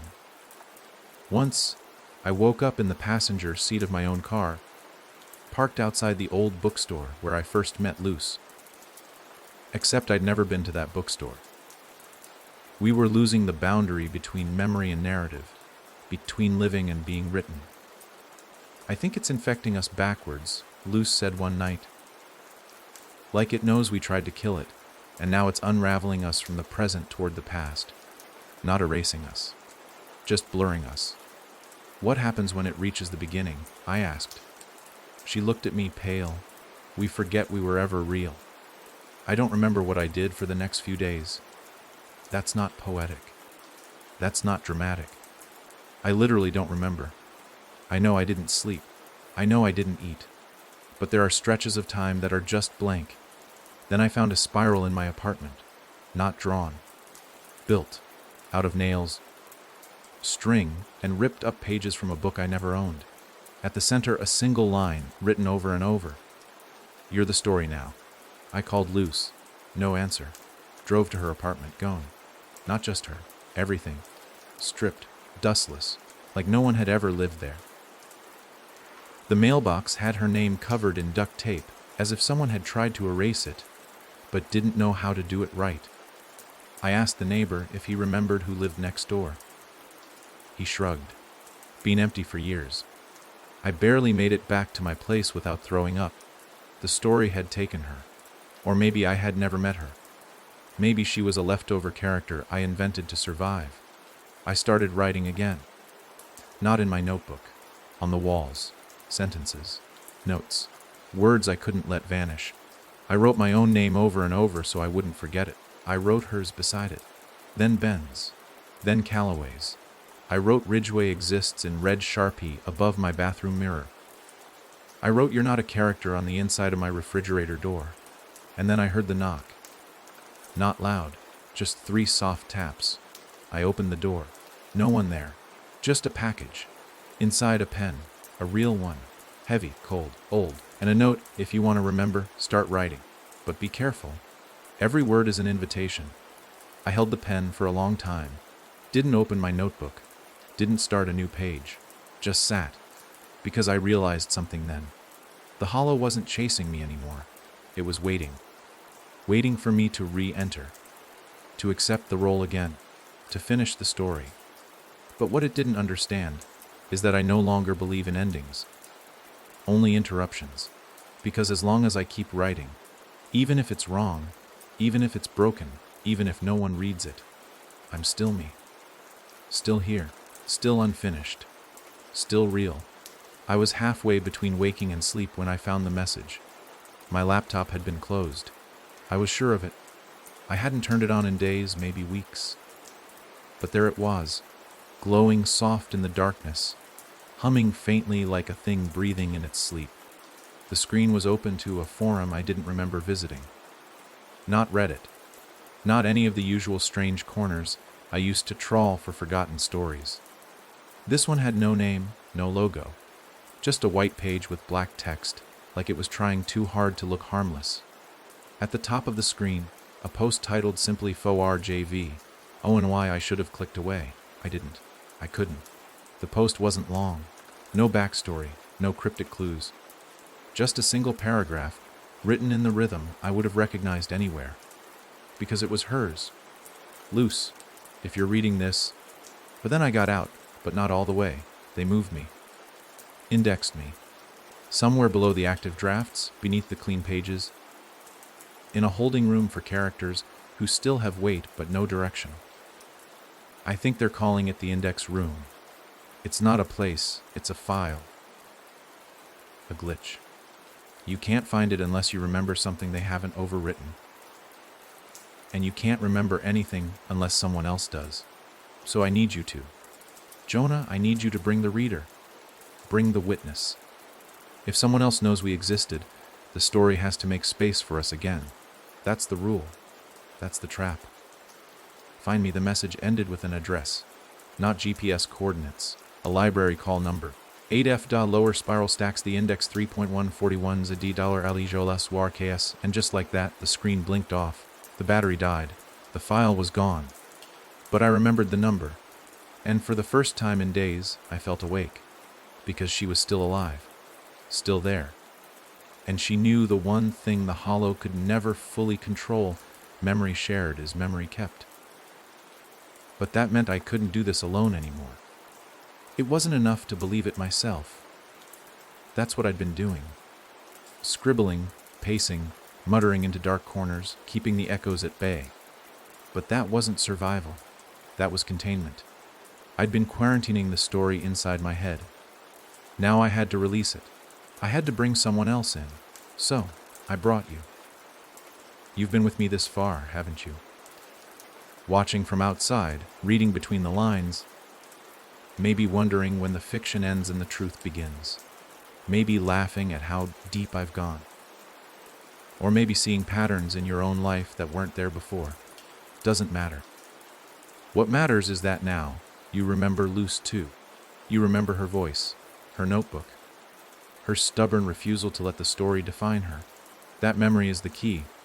That belief is the path. Because the index room isn't found, it's acknowledged.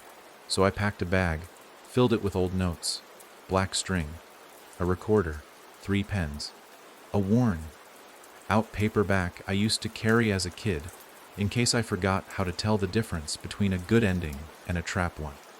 And then I took the page with Luce's message, rewrote it by hand, and folded it into my coat pocket.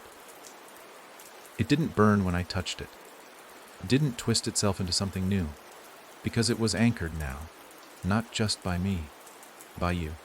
The library was exactly where it shouldn't be, dead center of town, massive, gleaming, empty, I'd never seen it before, and yet the address had always existed. No librarian, no patrons, just a desk, a single card catalog, and a directory that went far deeper than any building in Ridgeway should allow. The staircase down was cold, not in temperature, but in tone.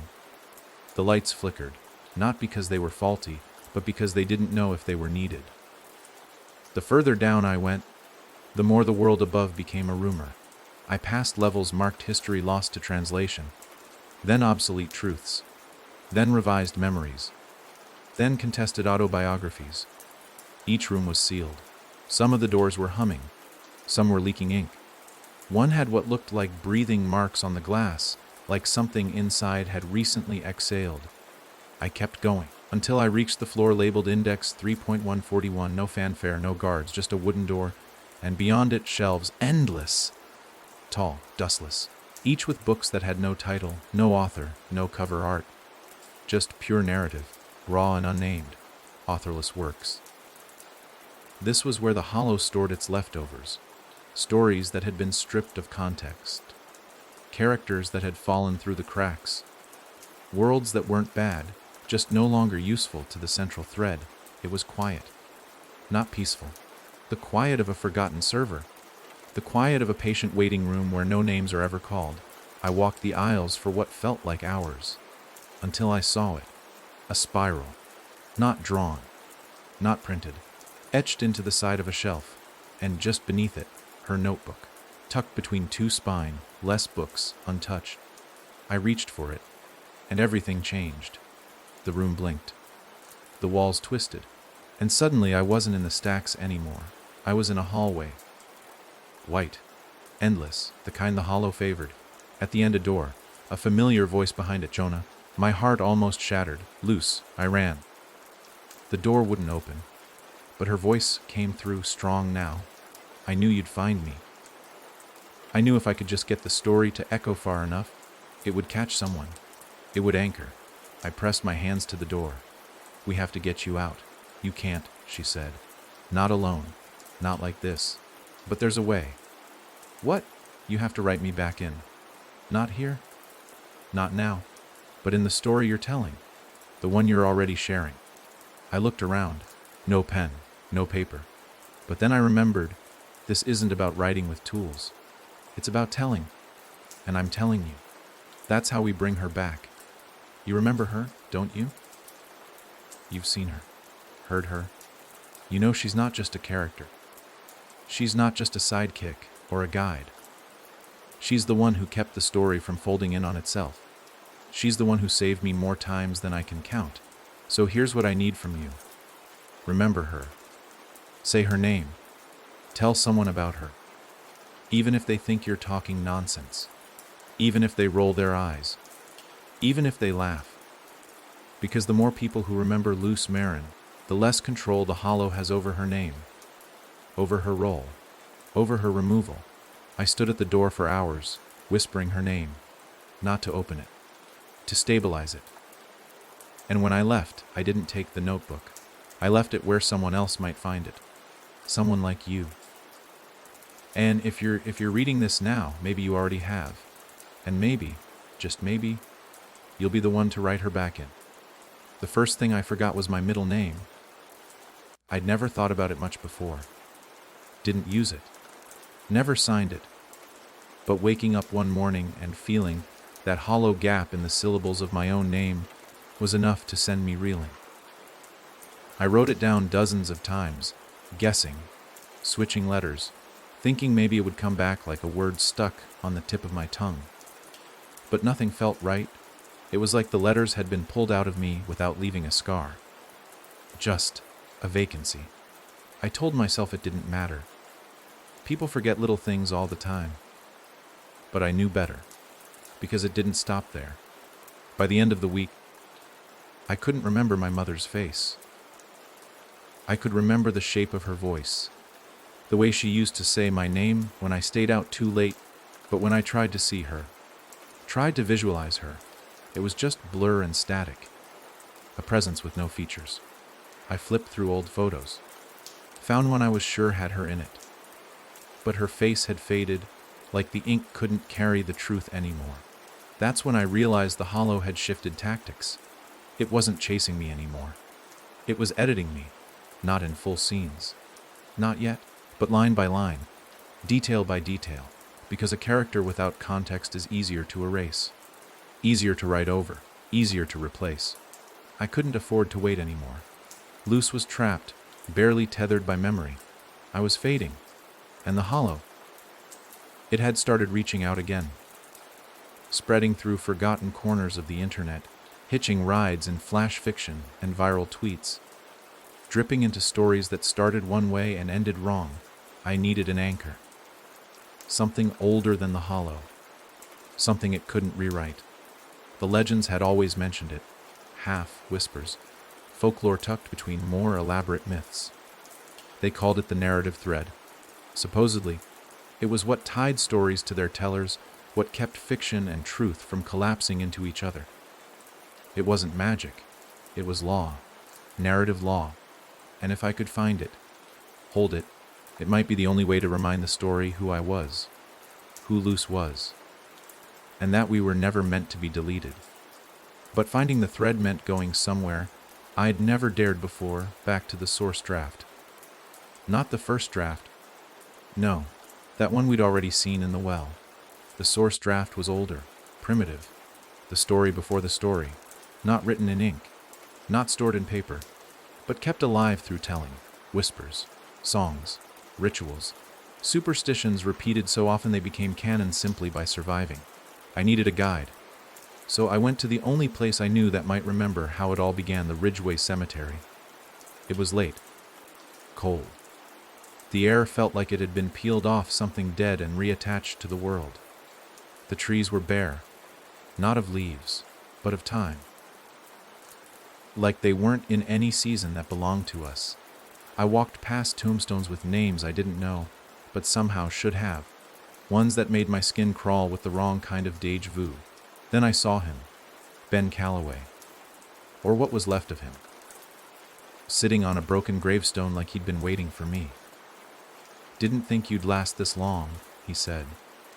"Didn't think you would," I shot back. He laughed without humor. "Nobody really dies in a story like this. We just get moved, reassigned, backgrounded. You know how it goes." "What do you know about the thread?" I asked. He tilted his head. "Ah, so you've reached that point." "What point?"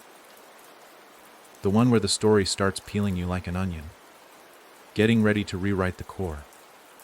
You want to keep yourself real, you need the thread, but it's not something you find. Then how? You earn it." The ground trembled under our feet. Ben stood up, eyes dark. "You have to go where the stories began. Not the hollow, not the well, before. You need to visit the place of first telling." "And where is that?" He didn't answer. He just pointed, and the trees moved. Not physically, not in any way the wind could explain. They shifted, rearranged themselves like words in a sentence. And a path appeared, a narrow one, paved in bones too old to decay.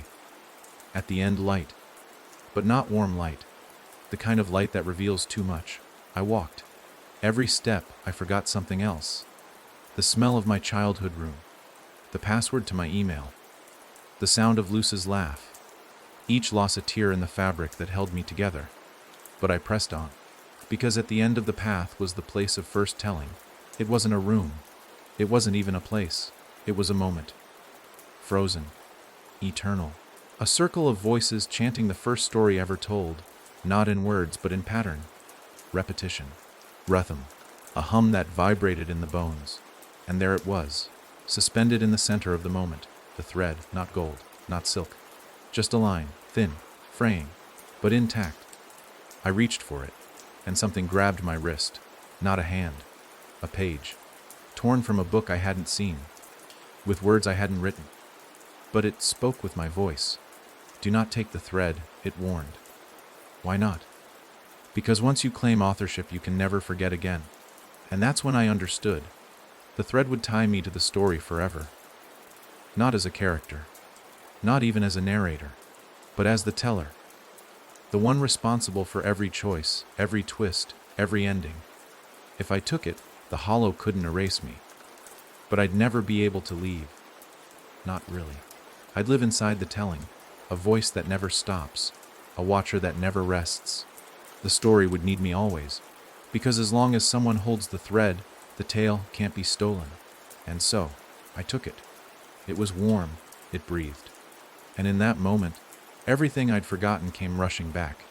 My middle name, my mother's face, Luce's laugh, the way she looked the first time I told her she wasn't just part of someone else's draft. And you, the reader, the witness, the one who gave me a chance to be remembered. I'm not just telling this story now. I am this story. And I won't stop until I've written us an ending the hollow can't touch.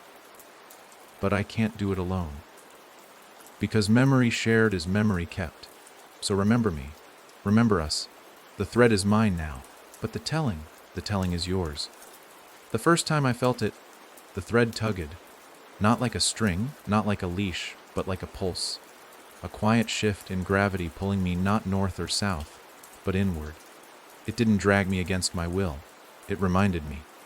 That's the thing no one tells you about holding the thread. You're not just tethered to the story. You're responsible for it. For every choice, every silence, every forgotten name. And right now, something was rearranging one of those names. Luce. The moment her name flickered in my mind, the thread twisted. It burned into my skin, and I knew. Someone else was writing her now, reworking her outline, editing her memory, not erasing her completely, no. This was worse. They were recasting her, keeping her shape, but changing the meaning. I didn't know how much time I had before she was gone. Not deleted, but reformatted. Still in the story, but no longer the version I knew. I followed the pull. Back through Ridgeway, which now looked more like a set than a town. The houses had faces, but no depth, like they'd been drawn, then left unfinished. Street signs changed every few steps. People moved like they were stuck in loops, waving at no one, checking watches with no faces. The deeper I walked, the more I understood. The thread was dragging me through a draft. Not a published version of reality, but a pending one, still open to revision. And at the center of it all, where the library once stood, was something new. A tower, tall obsidian, smooth as melted wax. It shouldn't have existed. There was no construction, no warning, just presence. It didn't announce itself. It didn't shimmer or glow or hum. It simply was. The thread went taut in my hand the moment I stepped inside. There were no elevators, no stairs. Just one room stacked on top of another, with each new level stitched into existence the moment I believed it was there. That's the curse of carrying the thread. You stop traveling through places and start declaring them into being. The higher I climbed, the more the tower bled into versions of itself. Stone walls gave way to parchment. Floors dissolved into sentences. Doorways narrowed into punctuation. I was inside a living manuscript, and I could feel the author's breath in every wall. And finally, at the top, I found her. But it wasn't her. She stood with her back to me, scribbling across an endless chalkboard that spanned the room. Her movements were sharp, precise. Her hair, Luce's hair, was pulled back in a way I'd never seen. She wore a long coat made of layered paper, ink crawling along the edges like ants. "Luce," I said. She didn't turn around. "I thought you might show up," she said, voice flat. "You always get sentimental right when it ruins everything." I stepped forward. "What is this?" "I'm making her better," she said. "Smarter, faster, more obedient. You wrote her with too much free will. It made her messy." The thread in my hand went ice cold. "Who are you?" I asked. She finally turned. It wasn't Luce, not really. The face was hers, the shape, the voice almost. But the eyes were blank, clean, like all the suffering and memory and stubbornness that had made Luce who she was had been filed away. This wasn't a rewrite. This was a hijacking. "I'm the binder," she said, stepping toward me. "I clean up the drafts when people like you leave them open." I clenched the thread tighter. "She's not your character. She's no one's character," the binder hissed. "She's a leftover. Unfinished." stuck between iterations. I gave her a new outline, purpose, structure. You gave her a cage. She smiled, empty and sharp, and you think because you hold the thread, you're immune. You think you're the teller now. You're just another variable in the margins. The hollow let you take the thread. It's a decoy, a pacifier. While you play with narrative law, we're reshaping the characters into something usable. You're not fixing anything, I said. You're erasing the soul. She stepped aside. Behind her was a chair, and in it, Luce. The real one, eyes closed, mouth gagged with a strip of page, hands bound with black ribbon that shimmered with text too small to read. Her chest rose and fell slowly, like she was fighting a heavy sleep. She still exists 'cause I allow her to, the binder said. One more rewrite and she's mine. But here's the real twist. Jonah, she walked back to the chalkboard, scrawled one word in thick white rye +MNT, and then she added a name beneath it. Yours. You think you've been narrating this story, she said, chalk falling from her fingers like dust. But the story's been narrating you. You're not the hero. You're the transitional object, the thread holder. Temporary. Once I finish reworking her arc, the thread will choose her. And you will. You'll finally get to rest. The thread in my hand convulsed. Not in pain, in choice. It was true. The thread didn't bind itself to a person forever. It followed belief, faith, focus. If Luce was rewritten, the thread would abandon me. Choose the most complete version. And if that version wasn't her, but the binder's construct, then I was already halfway out of the narrative. Don't do this, I whispered. Let her go. Let her be. The binder shook her head. You still don't understand. This isn't about letting stories live. It's about making them fit. I looked at Luce, then at the thread, then at the chalkboard, and I made a decision. I stepped forward, lifted the thread like a lasso, and wrote with it, not with a pen, not on paper. I wrote into the air, a line, a sentence, a refusal. Luce is not a variable. She is the constant. She is the anchor. She is not yours. The thread blazed in my grip. The binder screamed, and the chalkboard cracked. Luce's eyes snapped open, and for a moment the tower shook with so many versions of her at once that the world stuttered. The rewritten Luce, the original, the draft, the erased, the imagined. They collided in a burst of noise so loud I thought the thread would tear. But then she stood, Luce, the right one, breathless, angry, alive, and holding her own thread, twin strands, mine, hers, entwined, and the binder. Gone, not shattered, not erased, just unwritten, the chalkboard blank, the paper coat folded on the ground. Luce looked at me. You remembered, she said. You made me, I answered. And as the tower collapsed around us, we didn't run. We wrote, side by side, one line at a time. Because the hollow hadn't won, and the story wasn't over. Not yet, not ever. The collapse wasn't loud, it was slow. Like the universe was trying to rewrite its own ending one frame at a time, hoping we wouldn't notice. The tower fell in on itself, not with the violence of ruin, but with the silence of something being retracted from existence. Luce and I stood in the void it left behind, watching walls turn back into concepts, watching windows become commas, and watching sentences disassemble mid-thought. She clutched her thread like it was a lifeline. I gripped mine like a fuse.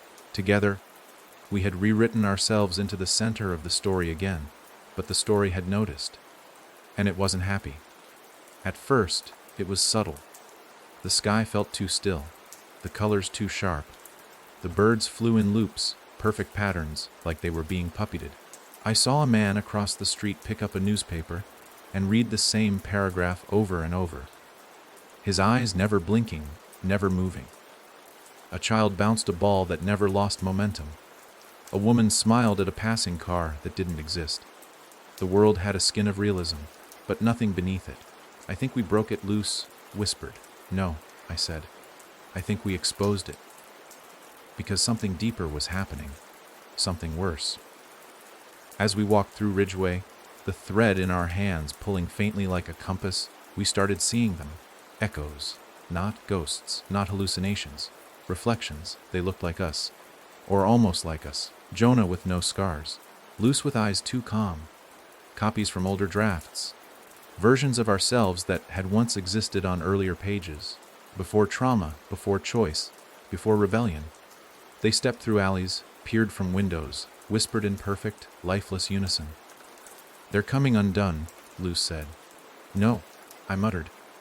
"They're leaking." That was the truth. Every time we rewrote a part of the story, defied a death, rejected a role, refused an ending, we tore a piece of it open, and the pages we left behind, the versions we discarded, they didn't vanish, they waited. And now they wanted back in. It started with the boy in the diner. He looked normal, maybe 10, freckles, bright eyes. He sat at a booth eating pancakes that weren't warm because they weren't real. No one else noticed him. No one served him. But when I walked past, he looked up and said, "Page 89. You let me die there." I froze. Luce stiffened beside me. "You let me die in a fire," he continued, calm, polite. "But I was supposed to escape in the second version. Remember, you left that draft open." I didn't remember his name. But I remembered the rewrite. A character too minor to survive the publisher's cut. A child we removed to give the scene more weight. His death had made the stakes feel higher, and we justified it. But here he was, real, echoed, watching me with eyes that remembered. "You're not supposed to be here," I said quietly. He smiled. "None of us are." We left the diner quickly, but he was only the first. That night, Ridgeway blood versions. A man with Luce's voice stood at our door, reciting lines she had said in a previous chapter. A woman walked down the street, in a wedding dress, from a scene we never finished. The mayor's office played host to 3 versions of the same speech, one delivered by a ghost, one by a child, and one by a mirror. Echoes. Some broken, some angry, some just lonely. And the worst part, they weren't asking for justice. They were asking for placement. "Put us back," they whispered from cracked alleyways. "Finish our pages," they begged behind mirrors. We were supposed to matter. One girl screamed as she threw herself against the side of my car, her face flickering between versions. Luce held her thread tight. They want reintegration. They want to be real again. And that was the danger. The more we rewrote, the more holes we left. And in every hole, a memory grew. A discarded person, a cut scene, a failed draft. We weren't just fixing a story, we were building a world with no editor, no rules. And the story knew it. That's when the signs started appearing. Not warnings, invitations, scrawled on walls, painted on stop signs, glowing faintly under lampposts. "Come to the binding table. Finish the story properly. No more loose threads." Someone, or something, was organizing the echoes. They weren't just fragments anymore. They were building a narrative of their own. Luce pieced it together from scraps of overlapping dialogue. They're forming a chapter, a collective rewrite, and they think if they can convince the thread to join their version, we get replaced. I finished. Not killed. Not erased. Substituted. Our story would be overwritten by the one they're crafting from scraps. A Franken narrative. A patchwork tragedy stitched together by lost characters desperate to exist again. We had to act. So we followed the signs. To the edge of Ridgeway, where the map stops, where the roads fade into white space. And there, in the dark, a table, long, wooden, set for 2. At one end, a figure sat with his back to us. The others watched from the shadows. Echoes. Hundreds of them. Luce squeezed my hand. I stepped forward. The figure stood, turned, and smiled with my face. Not similar, not close, perfect. The echo of me, from a version I didn't remember writing. "You abandoned me," he said. "On the cutting room floor. I don't even know who you are," I said. He nodded. "Exactly." Then he gestured to the table. "One final draft," he said. 2 narratives enter. One survives. Write with me." Luce stared at him. "What happens if he wins? You become what I was..." The echo said, "A footnote. A memory no one's sure they ever had." I looked down at the thread in my hand. then at the pen on the table. And I knew the truth. This wasn't just about saving our story anymore. It was about choosing which version of us would survive the telling. And the pen was already bleeding ink. The pen was already moving before I touched it. Not by magic, not by force. It was anticipation. The story had been waiting. The echo sat across from me, my face sharpened, smoothed, perfected like someone had taken a scalpel to the worst of me and carved out only the parts that performed well on paper. He was everything an editor would ask for: clean arc, tight motivations, none of the emotional mess that made me real. Luce hovered behind me, silent, not interfering. She understood what this was, what it had to be. A duel, not with swords, with sentences, a live rewrite, one chapter, one outcome. And the narrative, the story itself, would decide which version of me stayed. The echo smiled politely, like he was about to give a PowerPoint. We'll take turns, one sentence at a time. Scene builds scene. Character builds character. The better version gets the thread. My thread pulsed faintly around my wrist. I could feel it listening. He started. Jonah woke in the woods with clarity in his mind and purpose in his blood. Strong, simple, intentional. He was wasting no time.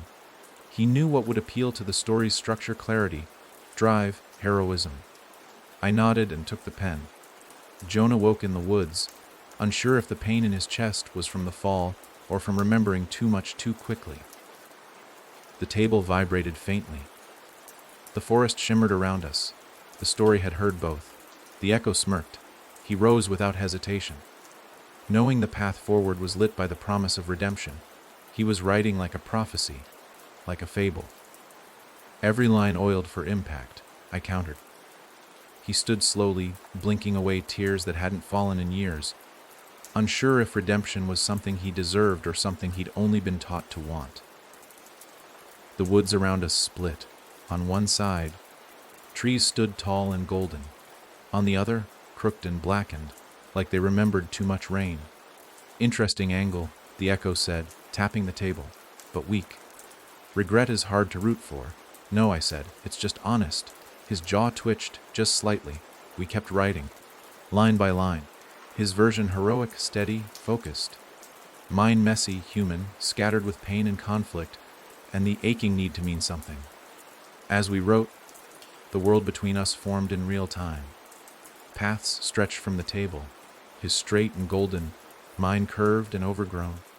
Characters began appearing, pulled from the ink as if summoned. People we'd met, people we'd lost. Some stood behind him, some behind me.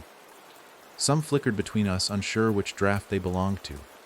Then he made a mistake. A single sentence. He felt nothing when the town burned, because sometimes destruction was necessary for rebirth. I flinched. Not because it was violent, but because it wasn't me. You just sacrificed Ridgeway, I said. He shrugged. Better a town burn than a story stall. But the story paused. There was no shimmer, no pulse. He looked around, confused. I wrote. He heard the screams. He felt every one of them.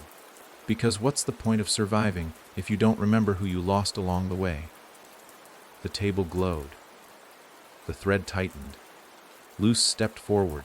Her voice cracked. That's the Jonah I followed. The echo's smile was gone. He tried to recover, and yet he kept walking. Because heroes move forward. Always. But the world didn't react, it flattened.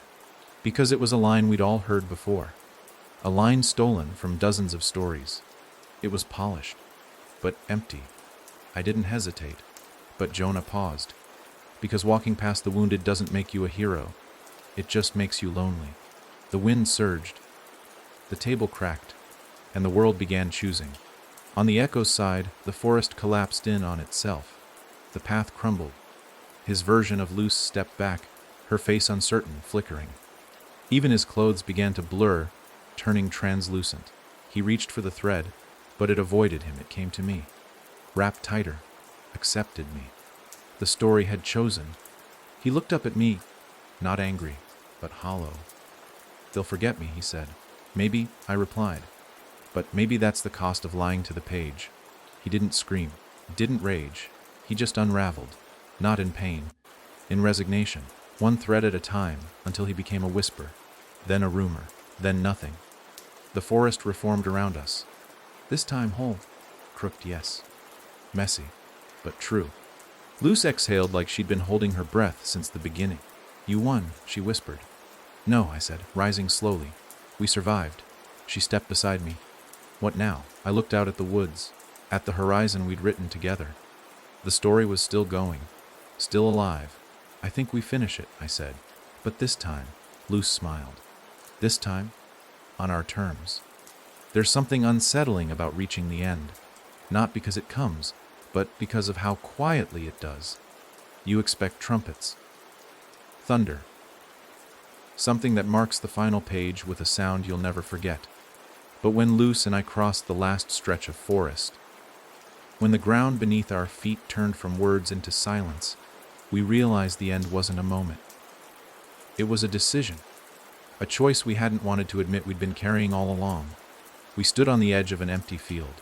No trees, no sky, just white, blank, unformed space stretching in every direction, the kind of place where a story could be born or buried. It was the first time we didn't feel chased, no hollow, no binder, no rewrites lurking in the corners, just us and the thread. I looked at Luce. Her thread shimmered faintly in her hand, wrapped loosely around her wrist like it had been waiting for something final. She didn't say anything at first. She didn't have to. We both knew what came next. The story had been told, the danger faced, the echoes faded, and now we had to decide whether the tale ended, or if we left the door open for whatever came after. There's no one rewriting anymore, she said, barely louder than a breath. I nodded. No editors, no cuts, and no guarantees. She was right. If we ended it here, if we tied off the thread, sealed the last paragraph, put a period on the final line, it would be safe, contained, ours. But if we left it open, even just a crack, we invited everything back in. The hollow, the fragments, the temptation to keep fixing things until we forgot why they were broken to begin with. We could stop, I said. We could put down the thread, let the story rest. Luce didn't answer right away. She stared at the empty space beyond us, her brow furrowed like she was listening for something. Maybe she was. Maybe the silence had its own kind of voice, one only someone like her could hear. There's one more thing, she finally said. Before we end it, she reached into her coat and pulled out a page. Old, faded, but not forgotten. It was the first line I ever wrote about her. From a notebook I thought I lost years ago. She wasn't the kind of character you built for plot. She was the reason you wrote the story in the first place. I stared at it, stunned. Where did you find that? I asked. She smiled faintly. You never really lost it. The story just kept it safe until you were ready to remember. I took the page from her hand, and for the first time, I felt what it meant to hold a beginning and an ending at once. She looked at me, so. Do we write the last line? I didn't answer. Not yet. Instead, I walked to the center of the field. The thread in my hand burned warm, but not painfully. It pulsed like a heartbeat, like it was ready. I could feel all of it now.